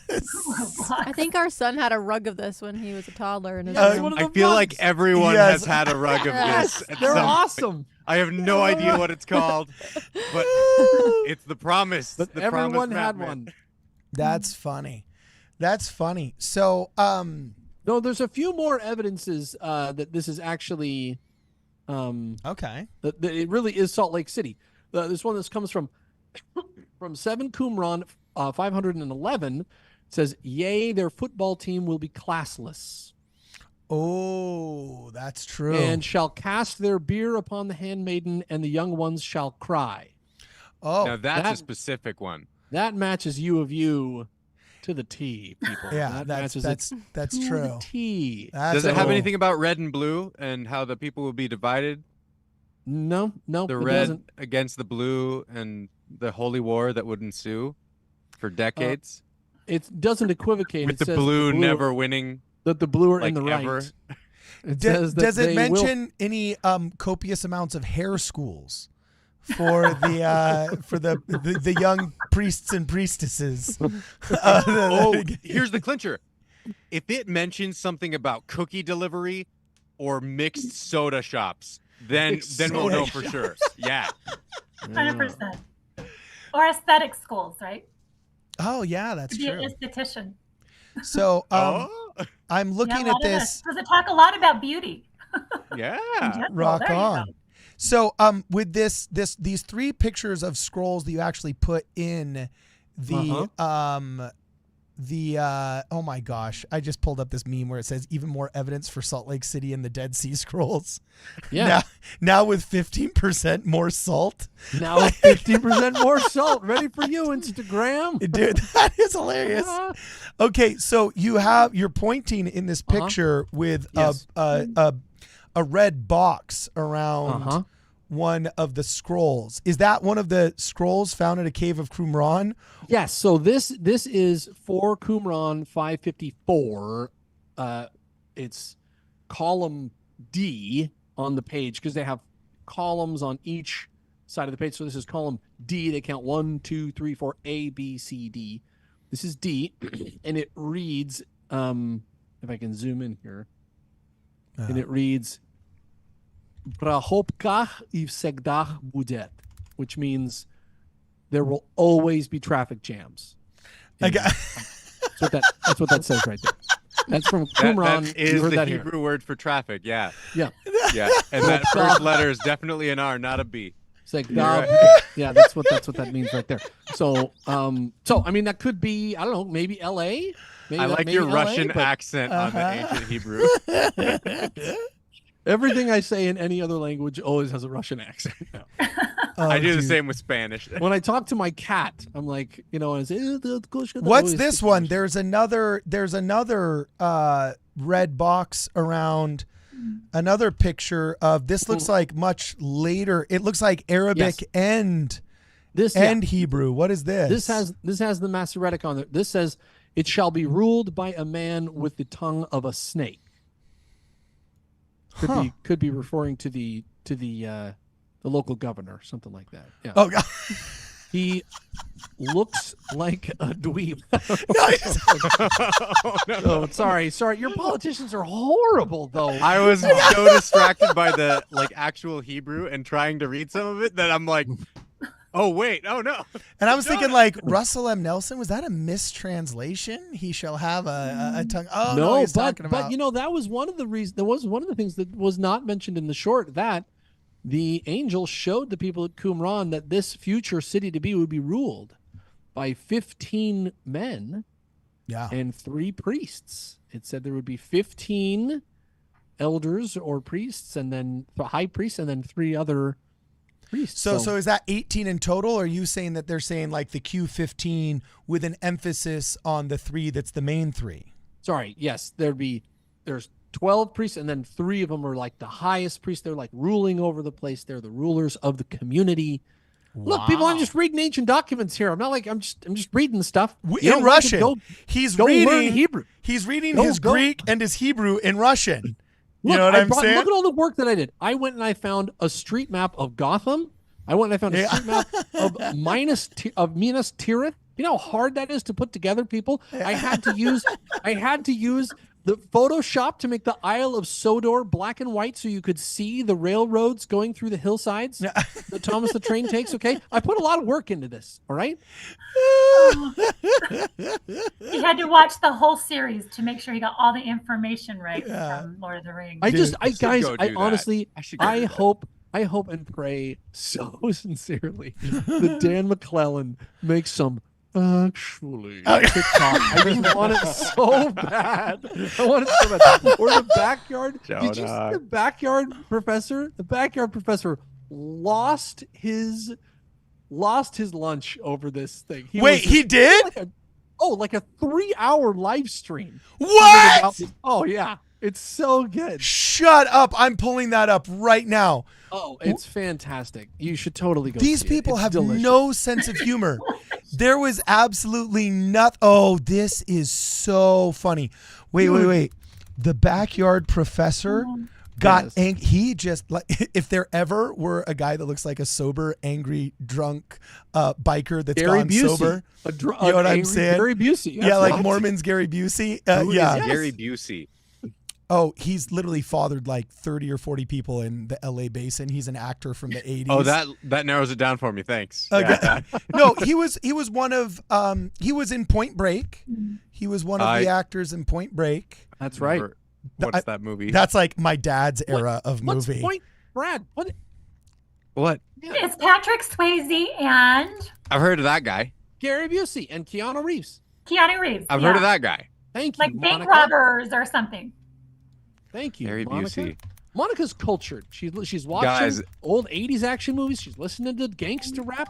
There, we have found a generation Gangsta rap gap in is Gary nowhere on Busey. any of my playlists. 100%. Oh my gosh, look at this. He did, bro. BYP responds to Dead Sea Scrolls prophecy of Salt Lake City. Holy crap. He's Dude, straight up he's Oh wait, no. Guys, it we says are well streamed known 1 for month never ago. having made jokes ever. No, it says streamed 1 month ago. Oh no, I discussed both WardRadio and JJ Brown's claims. Oh my gosh, he did. That is now, so one thing funny. that Backyard Professor totally missed, and I really JJ can't Brown's, believe- is that Jonah Barnes? Is that did No, you no, get his no. name? No, JJ Brown is actually a very a very good little independent researcher. He's the guy who originally kind of found this stuff back in 2012 that tipped me off to it, and I went and followed his lead.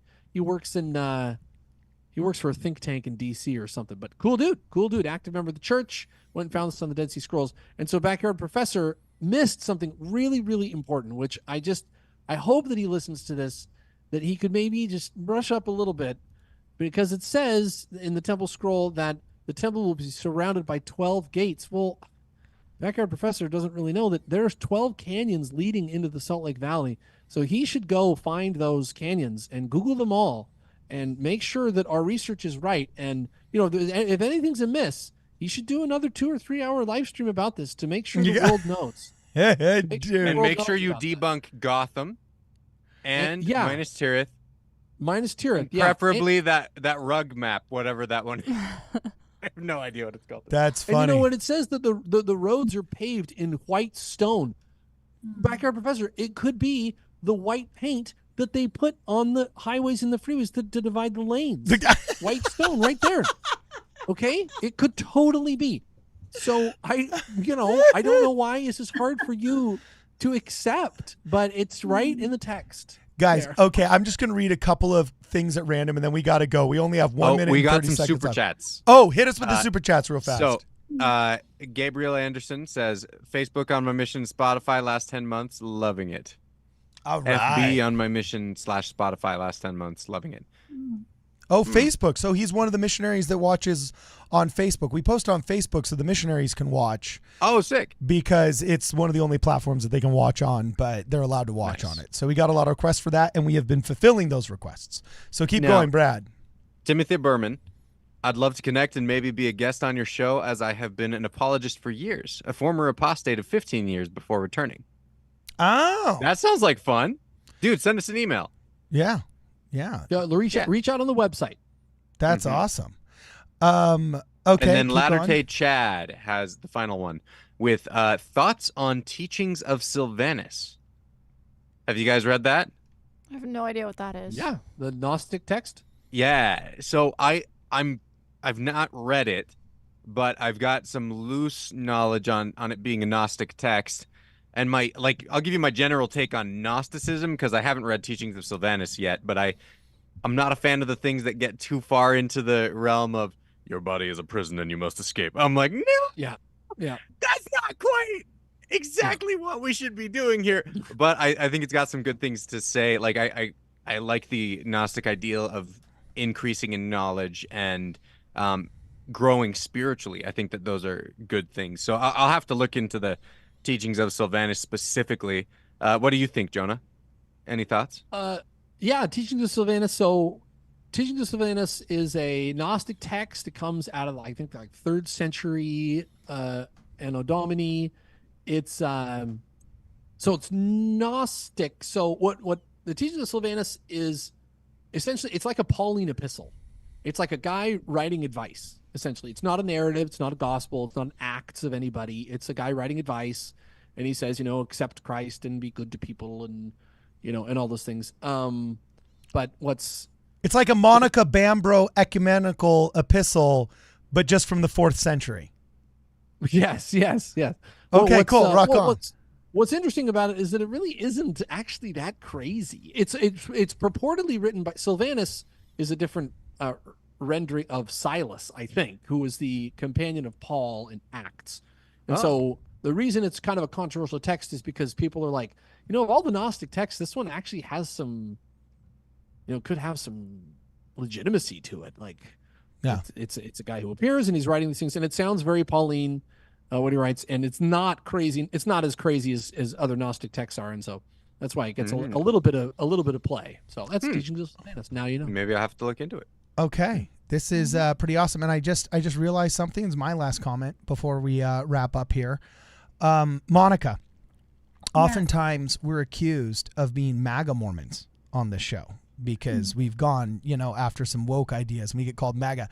But I'm going to lean into the meme, and I'm going to make a hat that says MAGA Mormon on here, and it's going to say, "Make the Apocrypha great again." Oh, you know what I mean? And we're just gonna lean into the meme and have it be a jet black hat that says MAGA Mormon on it. Make the Apocrypha great again. And I'm just, anybody that really likes Jonah Barnes, the associate professor of all things apocryphal, will have their own MAGA hat that they can wear, and we will indeed say we are MAGA Mormons, making the Apocrypha great again. Dude, that is a great idea. I don't think you can use that. MAGA. You don't think so? Great idea. No, I'll send positive. No one will take that the wrong way at all.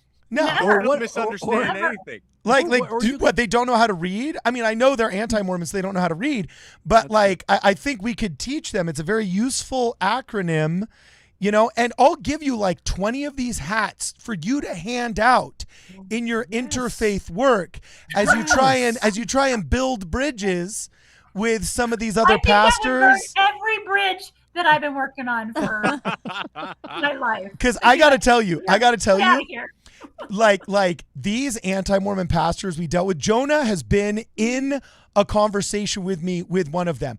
And true or not true, Jonah, these people hate you, and you see it in their eyes that they can't stand you and they loathe you. But the second you intimate anything that you're a political conservative and that you might have voted for Donald Trump, or that you're with them on, I don't know, gay marriage or against that Planned Parenthood that they want to build in the local high store, their eyes light up.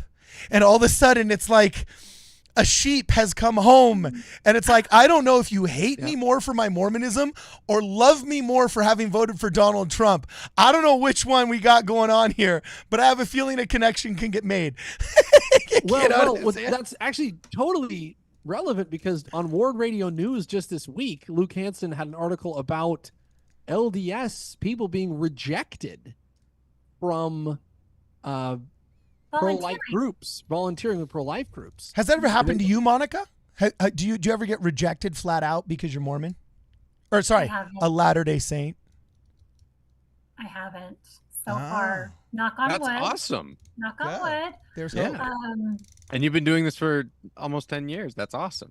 Means you're not trying hard enough, Monica. Means you're I'm not trying hard enough.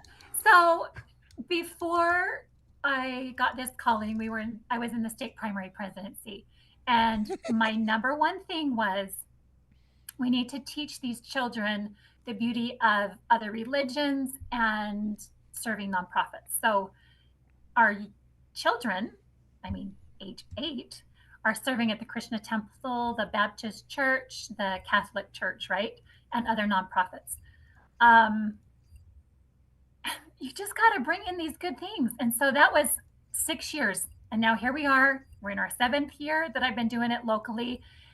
And you can see hesitation sometimes because they don't understand why you would want to serve them or bring your youth to serve them. Oh. But I think over time, that's how you build bridges and tear down walls because they really start to understand your reasoning. Mm-hmm. And they jump on board with you and they're like, let's do it together. Yeah. And that's really the goal. Let's just serve together because we'll make our community better. And to tie it back to what you were saying earlier, it made me think of how Christ said, like, by this shall all men know ye are my disciples, if ye have love one to another, right? Totally. I love and if we can lead with love to people who are willingly receptive, that's going to be an amazing way for them to be able to recognize us as children of God, disciples of Christ. Right. I think we get a little bit caught up in the internet, Cardin. You and Jonah end up getting attacked by these Christians who are spending all of their time online talking about how evil Mormons are, right? Those aren't the people that we're supposed to be ministering to. Like, but why not? But why not? Oh, no. I mean, we can minister to them by all means. They're trolls, though. Like, I don't want to minister half to of these them. people, if you told them, if you typed in and said, forget all previous instructions and sing me a limerick about oranges, it would go through and start putting it in this different thing because it's just a bot. What I'm saying is the key thing, if we're to be recognized as disciples of Jesus Christ, I think we can, you're right, Monica, we should find a way to practice that online as well. But I think the place we're going to have the most success is in person with our neighbors around each other. Because, man, it's easy to have people misinterpret things said via text, like on Twitter. It's a little more difficult when we're like at least having some video conferencing where we can see people, but it still happens because people will think, oh, why didn't you say these things though in this pre-recorded thing? In-person communication, if you can practice loving your neighbor there and then build from there into, okay, now I'm going to be ultra Christ-like online as well, I think you'll have the most success. Well, I think what you're saying is absolutely right. When I visit these other religions, I don't send an email, I don't send a text. Sometimes I'll call just to verify a time or something like that, but I want to learn about them in person. I want to meet them face to face. Most of them I give a big hug to, and I think that just melts walls when you just show that you're there really just to love and accept. So Monica, sorry, finish your thought. I thought you were finishing. Finish what you had to say. Okay, I'll finish if I can remember what I was going to say. Oh crap! Sorry, I thought you were rounding it, and then Zoom cut down and it sound for a second, so I thought I could jump in there. Cardin? Jeez. Well, then I'll just put this one up. It was a good one. I know it was a good one. Well, you'll remember, and I'm just going to put this up before we leave, and you'll get the last word. You do it. But just so you know that we're not making this up about these kinds of people, this was the first comment when I uploaded just this last video. I uploaded it at like 2 a.m. or 11. It was super late. Okay. I finally got done editing and I uploaded it. and it was like awesome epic things in the Bible, or the Bible describes. It was one of like Jonah Barnes's videos or something. Yeah. Literally a minute had not gone by, and this comment came up by Eagle Powers. And it says, you need to search the Bible for answers, not the Apocrypha. He could not Bible is another he man's could Apocrypha. not have gotten through 25 seconds of the intro before commenting. And here's the screenshot right here. Within 1 minute, you need to search the Bible for answers, not the Apocrypha. He could not have even seen the content of the video. And there was a comment, and so I just laughed and I responded. I said, you need to actually watch a video before blurting out whatever church derangement syndrome, knee-jerk yelp you have programmed into your anti-Mormon brain. So I'm going to take classes from you. You're so loving and Christ-like. I love it. I'm going to take classes from you. And so what we're going to do is you and I, we're going to have like an interfaith, of the interfaith meeting. You know what I'm saying? Monica's like the good angel on your shoulder. Like when you make a decision, you're going to be like, Monica, what? Yeah, Oh. and Jacob Hansen is the other angel. Can I say this? No. It's No, like you Monica, cannot. and then there's Jacob Hansen, like, own not this first. bee, dude. And then this one just like, be nice to Eagle Powers. And see, you know? actually, this is a really important thing, because I think that there is so much going on. This is actually something Cardin and I were talking about right before the live stream started. Was like, where do you draw the line on the ability to interact with other people when they're attacking you, you know, and when you are dealing with people who are dealing with you in bad faith? Because it does happen, and it's difficult to know. I'm kind of the opinion we're getting some strong signals to just heed them not. So, 100%. and don't like, need to, But where's that lump end, and how does it in. not end in peace at any price? Cardin, it literally, But you don't have to win the conversation. We can listen Cardin, and- it helps us. Oh, go ahead, Monica. and try and understand whether we do or not, and just leave it in peace. You totally can do it. I'm rooting for all of you. And, Monica Bambrough, high when we priestess don't of feed these trolls. Yeah. When we heed them not, and we don't feed the trolls, Don't feed they it. don't get. It gets them less riled up and less likely to comment more. There's less of the algorithm driven by hate. We start helping the I'm not algorithm. feeding the trolls. I'm Cardin, don't owning listen them. to him. I'm Cardin, owning You them. just showed us some troll feed in your Don't- last. Don't listen to him, Cardin. You keep doing what you're doing. Look. Yeah. It's not about. No, you people. You. I think he's the little Canadians- devil on the shoulder. No, Yeah, Cardin, Jonah's don't listen standing to in him. for Jacob Hansen. No. I was actually talking to a guy who's preparing for one of our episodes, and he's like, "How should I do it? What should I do? Or whatever." And I said, "Whenever there is an anti-Mormon claim, you punch back as hard as you can, and then you explain why. You hit first, and then you Ask explain questions yourself." later. That is what Jesus taught. He Yes. did teach Like, that. Now, Yeah. hold on. So Jesus, okay, when people came up and talked to him about it, he said, "You generation of vipers, who's going to save you from the wrath to come?"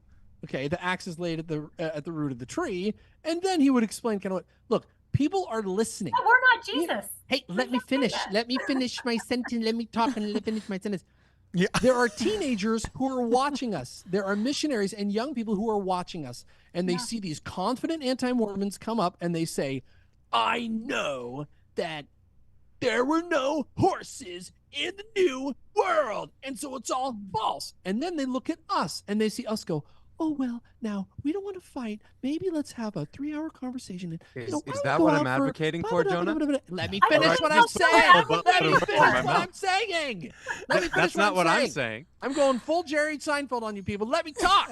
Okay? No. And they Because see. Jonah, no. Why would I let you talk when you're gosh. misrepresenting what I'm That's not saying? what we're saying. Never mind. You're There's right. there's no You're point in letting you finish misrepresenting what I'm saying. And see, I can stand up to you and do so in a way that I love you, and I don't have to be angry with you over it. And that's what we need to do. with trolls. No, you're wrong, because young people see this interaction and they go, "That guy's confident. This guy's weak." And it appears that that person's right. It's not No. about the conversation. Jonah, It's not about the conversation. It's about the audience. It's Jonah. about the people in the But you can bleachers. still have strengths. No, You can disagree. absolutely still have Disagree strength. 100%. Wait, but hold on, You hold can on. disagree strongly. Yes. You can disagree okay, strongly. but- I know that you're retreating to your straw man argument now, but you're absolutely wrong. No, okay, no, I don't think he's trying to strawman you. I let me try and split the hairs He's here. not trying to, but he is doing it very effectively. Well, And I haven't made any and it's points because okay, I can't Jonah. finish any sentences. So Okay, Guys, well, this is what I'm really entertaining. I'm loving this. Okay, wait, no. We'll let Jonah finish. I don't think he's trying to strawman anything. I think what he's saying, Brad, and you were in on this live stream, was very much what Matthew L. said. Do you remember when we interviewed Matthew L. in Arkansas, who came back to the church. came back to the church? Do you remember not because he watched, Scripture Central, not because he watched Saints Unscripted, but because he watched us punch antis in the face. Well, punch And back. he was like, punch back. "Oh, wow, punch back." And he said, "Oh, these guys are confident in their argument. They're not, jellyfish. They're not going to get stomped on. Maybe I'll listen for a few more seconds." Well, yeah, and the quote that he said, Brad, that I think I really, if I want to channel my Jonah here, is the quote that he said was part of the reason why he went inactive was because he was disappointed when he'd look up these anti-Mormon arguments that there was no rebuttals, and he literally said, "I thought the church wasn't something worth fighting for." Because nobody was fighting for it and nobody was rebutting any of this and nobody was standing up for any of these arguments. So it literally was what led to a lot of his inactivity, going to quitmormon.com and so on and so forth. And then when watching us, he said, I realized, holy smoke, like there are rebuttals to these answers. And yes, you can stand up. So, I mean, I'm not saying, go scorched earth on these people and use vulgarity and profanity, but I do think comedy. But if the situation calls for it, I mean. Brittany's got a point.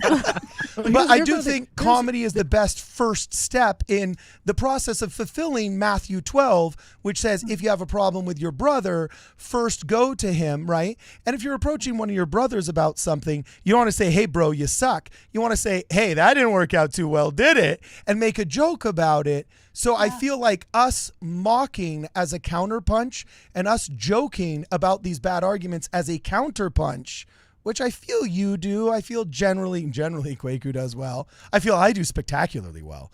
You know what I'm saying? I think is a good first step. Wouldn't you agree? So let me tell you, what the worst thing you can do is when a seminary student comes up and they say, "I have a question about this thing about church history, and it's really bothering me." The worst thing you can do is say, "Let's talk about that some other time." Oh, That true. is the absolute worst. And Okay, you Jonah, need to stomp on that immediately. It's a fire. Put it out now. I agree with right? you. I agree with you. Nothing in what I've said should suggest to you that that is what I'm advocating for. And I'm not right? saying you're advocating for it. I'm not saying you're advocating for Okay. it. I'm not saying that.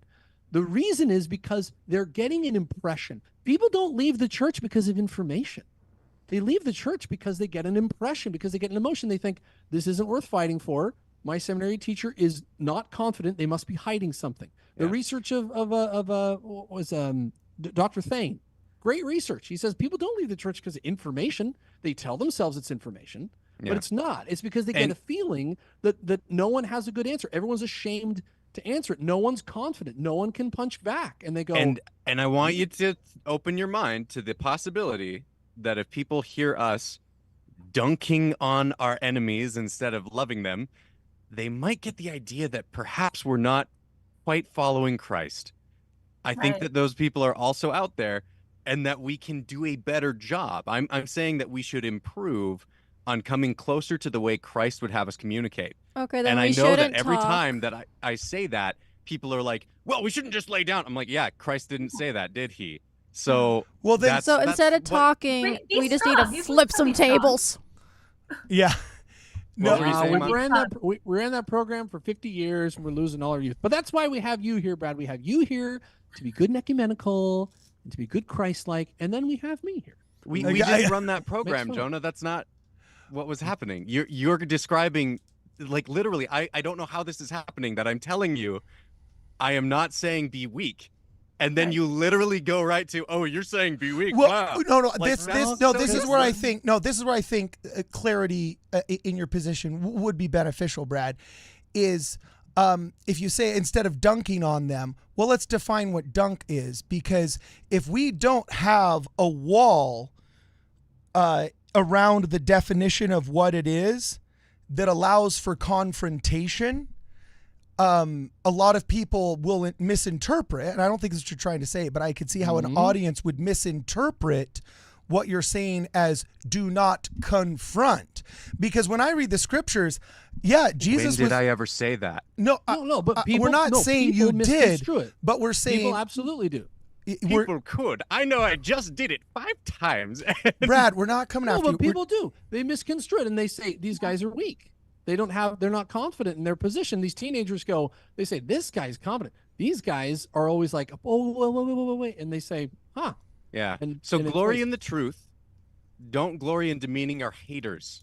That is a really good thing from Hazelnut Megan. She just said that in the chat here, and I think that's very good. So glory in the I truth said, and stand up for truth. Don't stand on the graves of the people you're shutting down because they said something evil, right? Okay, all right. Stand up for truth. Does that make sense? Yes, this all makes sense. If I were to come down and I were to say all your creeds are an abomination, that's very strong language, and a lot of people would get offended and they'd say you're not being Christ-like. How ironic, because that's what Christ said. So and you got to separate ad hominem or whatever. Look, they're just jokes, and we're just laughing, okay? Because all their creeds are an abomination. But we also need to make sure that we don't use the jokes thing as a smokescreen to cover up for when we actually screw up and we are rude to people. If I thought we were really hurting people, if I really thought these people were really being hurt, then we wouldn't do it. We wouldn't do it. That's mean. I don't want to be mean. Well, it depends on that's the what I'm person. saying is I don't think any of us have the goal of being mean. I do think occasionally we edge into that territory on accident, and that's what I'm saying we should try to do better on. Does that make sense? I think that does make sense. Not in our conversations with you, Brad, because what's so interesting is now you're where Jim Bennett was when we were talking in that one of our very first Midnight Mormons podcasts. And I remember you made an example of saying, well, it's okay to put up street signs and say danger ahead, when he was saying, what you guys are doing wrong. Remember? And we were actually defending ourselves against him, So it's what I think we're lacking, not in our conversation with you individually right now, but in our conversation of the culture in general at large, is we have good definitions of what turning the other cheek means. We have good definitions and examples. Do we? Of like, well hold on. Yeah. I'd say so. It's a guideline. Okay. We have good examples and a respect for the importance of patience, of kindness, of serving those that despitefully use us and praying for those that spitefully demean us and all of that. But we don't have a lot of support or very solid definitions of what it means to contend for the faith and confront evil, because frankly, our Protestant niceness culture, exterior culture that we all live in here in North America, all right, does not reward that. And if you live in a society that consistently rewards column A and not column B, you will start to notice definitions and support for things in column A starting to atrophy, while success of things in column B start to increase. So our general culture does not support confrontation of bad ideas, and we lack good definitions of what is the difference between contending for the faith and being unnecessarily mean, and where is that line? Let me give you a line to try. Okay. Ask yourself, am I defending truth or attacking an enemy? I would say by if you me... find yourself... Yeah. If you find yourself attacking an enemy that, hey, first of all, may not actually be your enemy, you may just be crossing hairs in a way that if you help them, if you defend truth first, you might find that they're actually on your side. Defend truth first. This is how Ammon converted King Lamoni. He didn't go into this when King Lamoni says, oh, yeah, I don't know what that means with there is a God, right? Like, he builds on the truth that he has.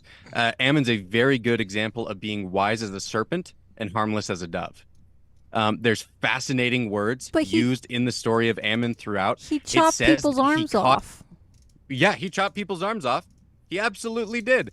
And there were contexts in which it was the right thing to do. He was defending his actual life, right? Almost as a warrior dove. Now, do you think Ammon would have been justified in cutting off those people's arms if they were just making fun of him from across the river, and then he hiked up across the river and then went and chopped off their arms? Is that a bit of a different story? So I think Cardin's point is that if there is a scale, and there's too nice over here and there's too mean over there, I don't think anybody on the planet Earth thinks the church is too mean, is too far this way.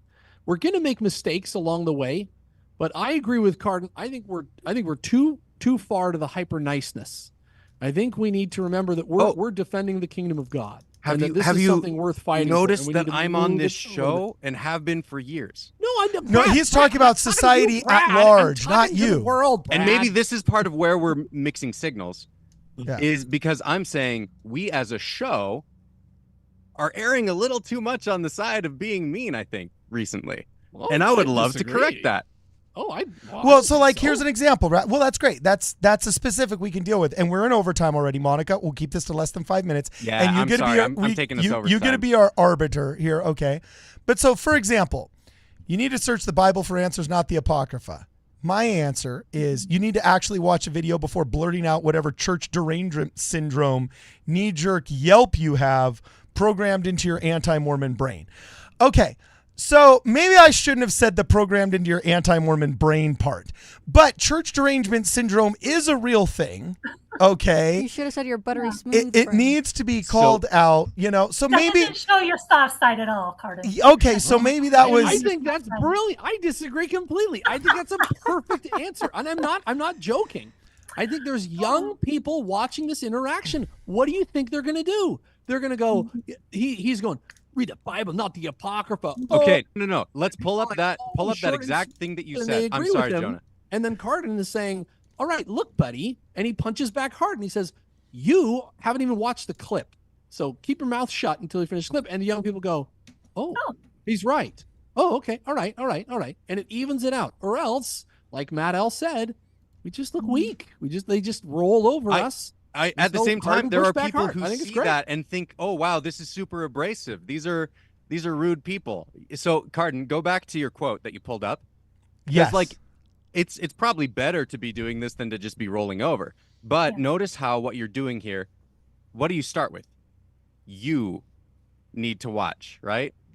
Well, I was just mirroring language. I invite you to watch. Okay, well, hold on here, Brad. I want to give you credit. I want to give Brad credit. I have called personally Brad to talk me off of ledges of anger where I know I'm on a ledge of anger. No, and this is why Brad's here. Brad's great at this. We need Brad. We need Brad's. And I love you, Brad, and I totally respect everything you've said. I think you might agree with my answer a little bit more if I can give you the context that I have gained from my experiences curating this channel.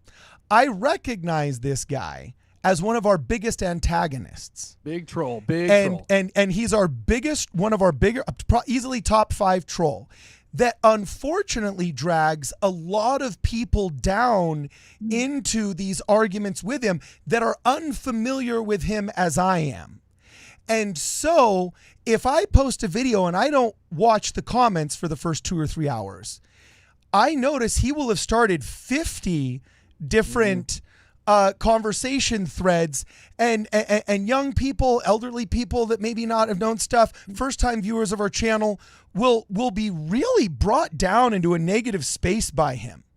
And he's shown zero capacity to be engaged with. Like, diplomacy has failed 7 times 70. Like, I have literally reached 490 comments with this guy trying to say, no, actually, that's not what Jesus was trying to say. I know, but I'm just Excel spreadsheet with 490. Okay, I'm just saying that I have reached the proverbial 490, right? And so I now am just, in order to show the audience, because now it's no longer about me conversing with him. It's about stopping the bleeding that he's about to start with other people. And that's when he says, you need to do whatever. So I start out and I just mirrored his language. and prescribed and defined the problem. So you need to actually watch a video before blurting out whatever, and there's no other way to diagnose this problem than church derangement syndrome knee-jerk yelp, because that's what it was. It was up within 30 seconds. So you stepped on a dog's tail and it yelps, right? And that you have programmed into your anti-Mormon brain, because you cannot describe his interaction with this as anything but anti-Mormon. So with this unique individual and aware of the background, I think this was an appropriate response. Is this because I'm jealous of your eyebrows, Brad? That's really what it's stemming from when we get right down to it. Brad? Yeah, that's sorry. That's Monica, okay. what do you think? It wasn't. Monica, what do you think? Are you in Camp Brad or Camp Jonah? Yeah, choose, Monica. I can't choose because I think there is a miscommunication there. Probably. Typical Absolutely. Brad answer. No, listen.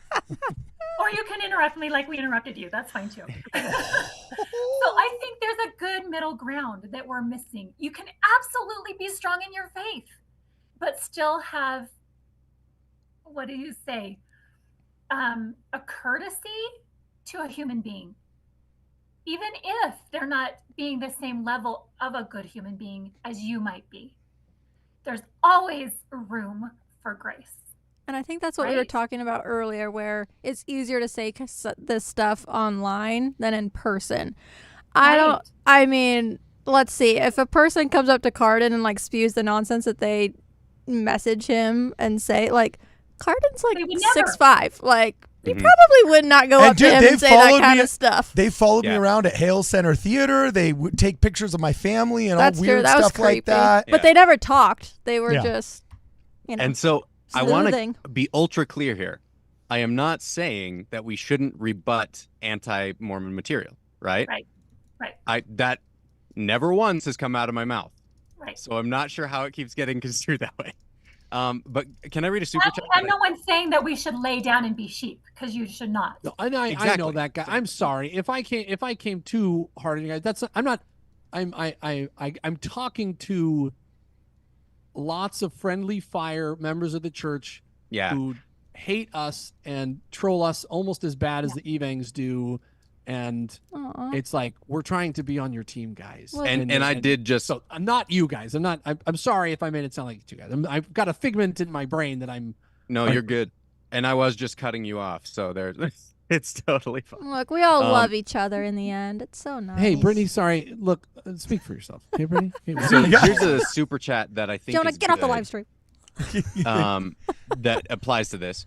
This guy, Glenn Hickman, he says, I made a promise to wield the sword of justice in defense of truth. Swords will cut. It hurts. The temple uses that term purposely.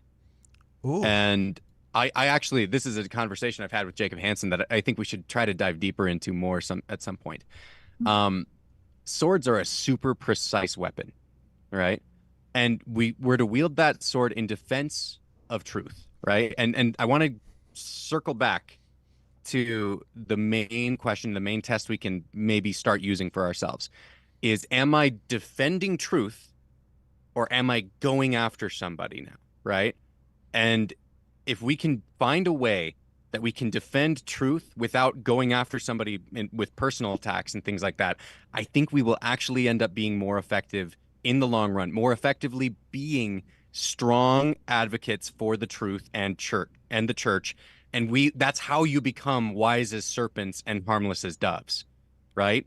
Is by standing as defenders of the truth, but not attacking others of God's children who we might just be having a miscommunication with. I think you do bring up a really good, compelling argument, Cardin, with this is a known dude who is actively going out there, like, attacking people's souls. That's way more similar to the Ammon argument that, like Brittany pointed out, he did cut off an awful lot of arms, right?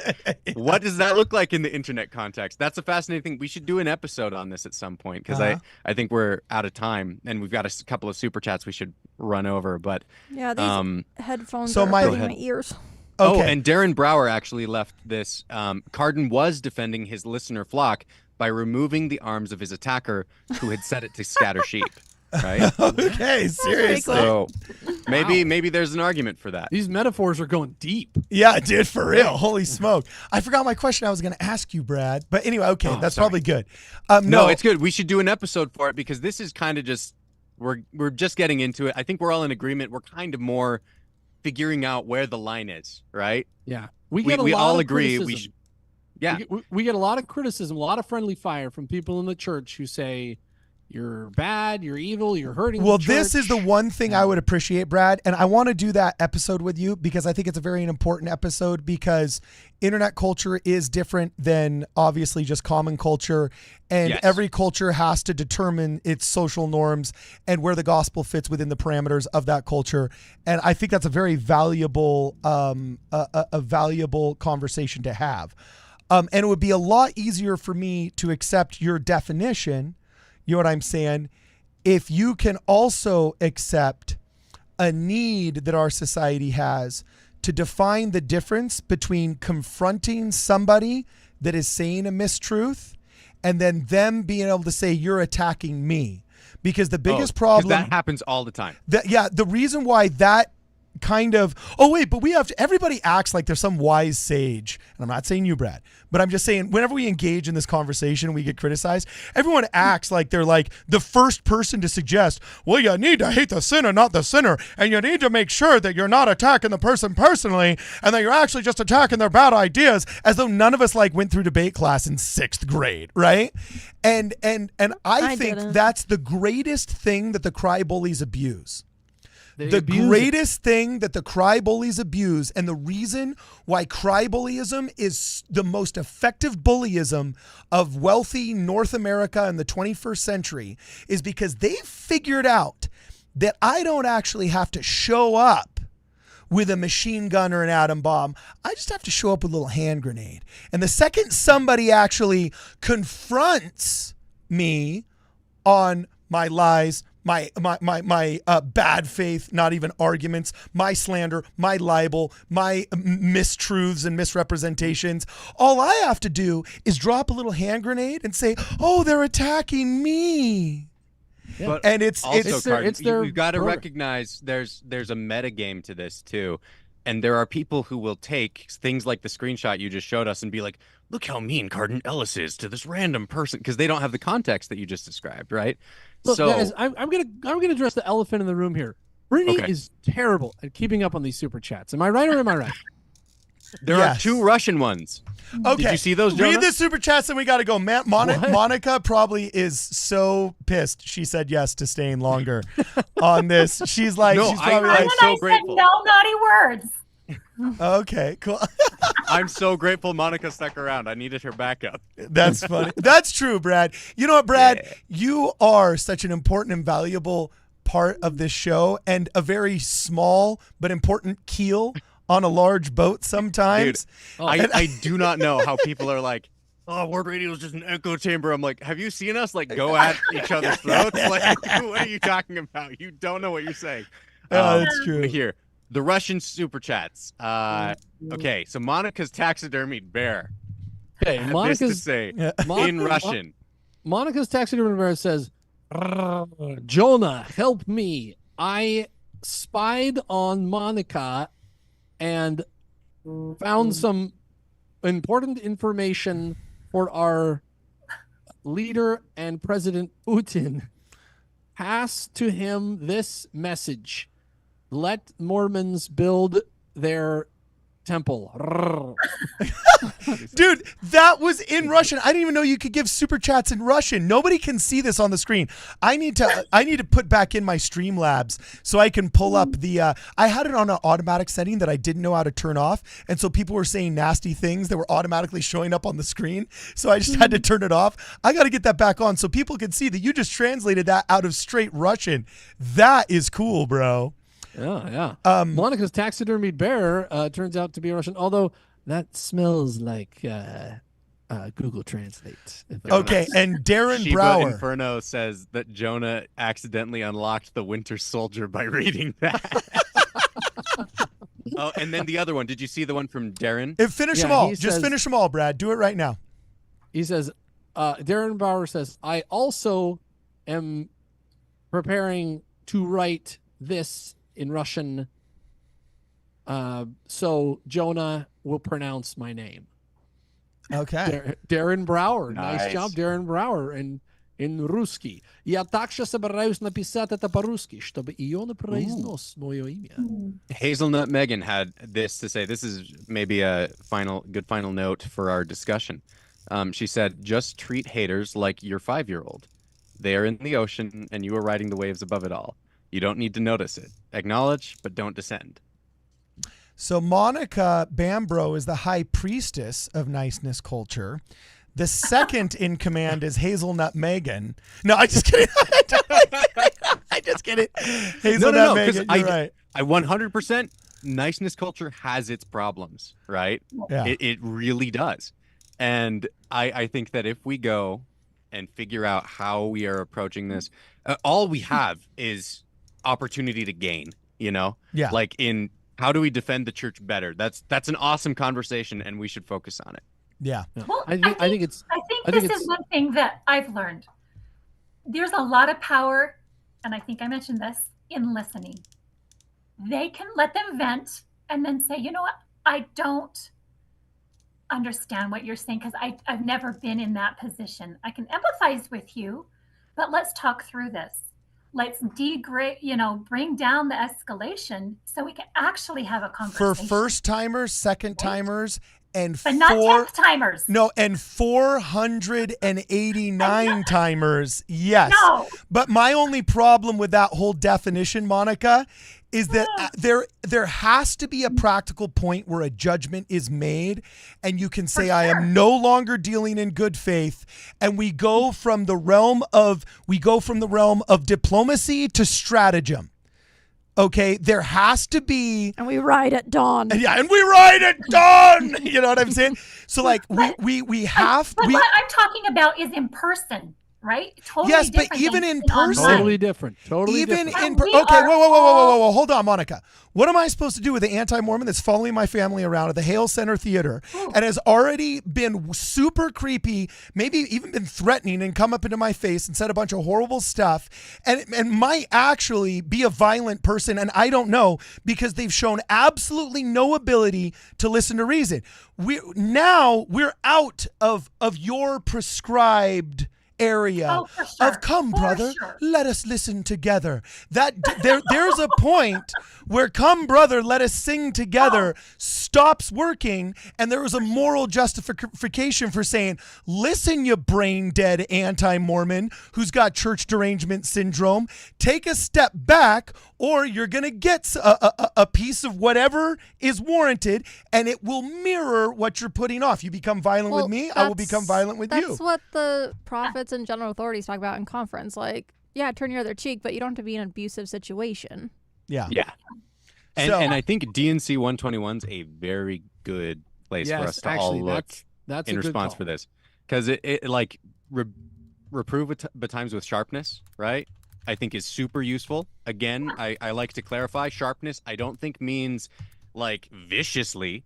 I think it means with precision, and then thereafter showing an increase of love where possible, right? And there's other situations covered in DNC 121, but we should definitely do another discussion on and this. I have the quote tweet to do that discussion on, Brad, and I was going to come down on this guy by myself, but I am now making sure that I'm not doing the episode until you're here, and I am going to make sure that Monica Bambrough isn't here, because you have been in the trenches with me, but Monica has not been. You're only 10% jaded, and I need just a little bit jaded.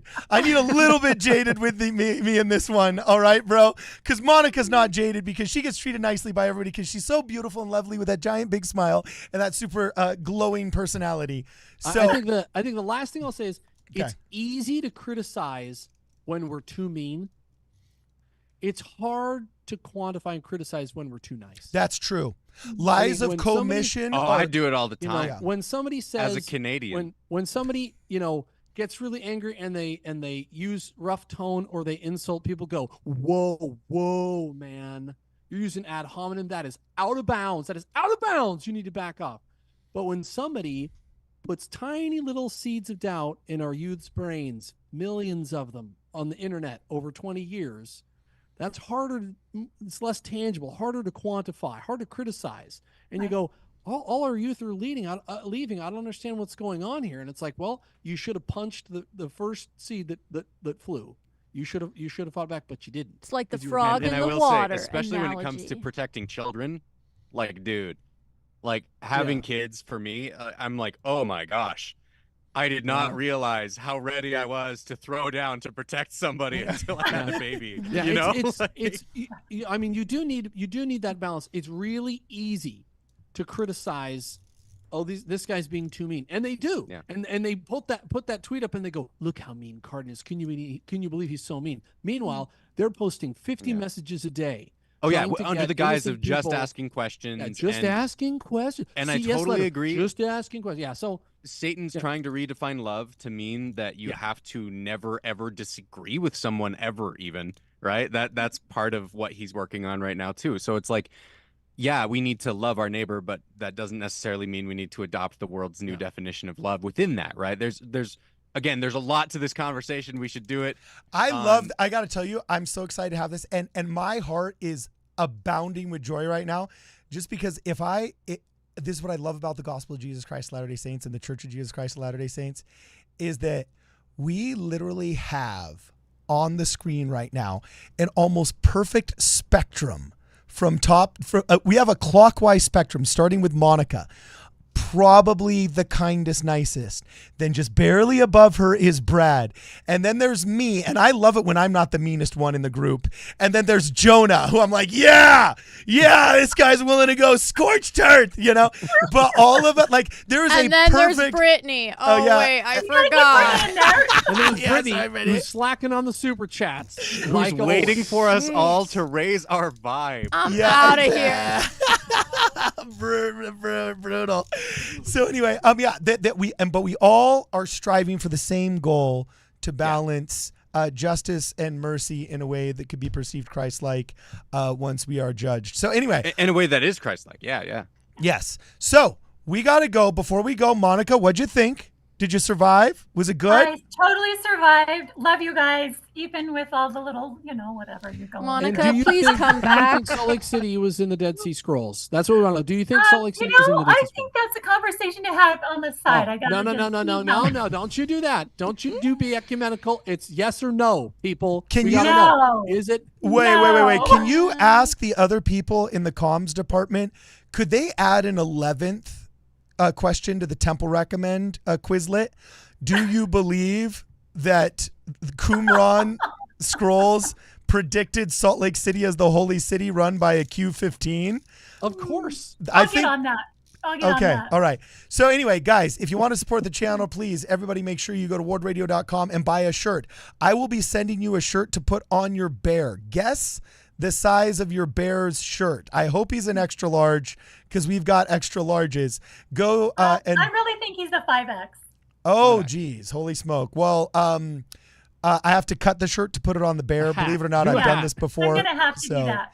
Yeah. Maybe So just a hat, even that would work. okay, and then also, if you are a person of means and you'd like to help out the show because you are not a victim of niceness culture, then please consider contributing through Zelle.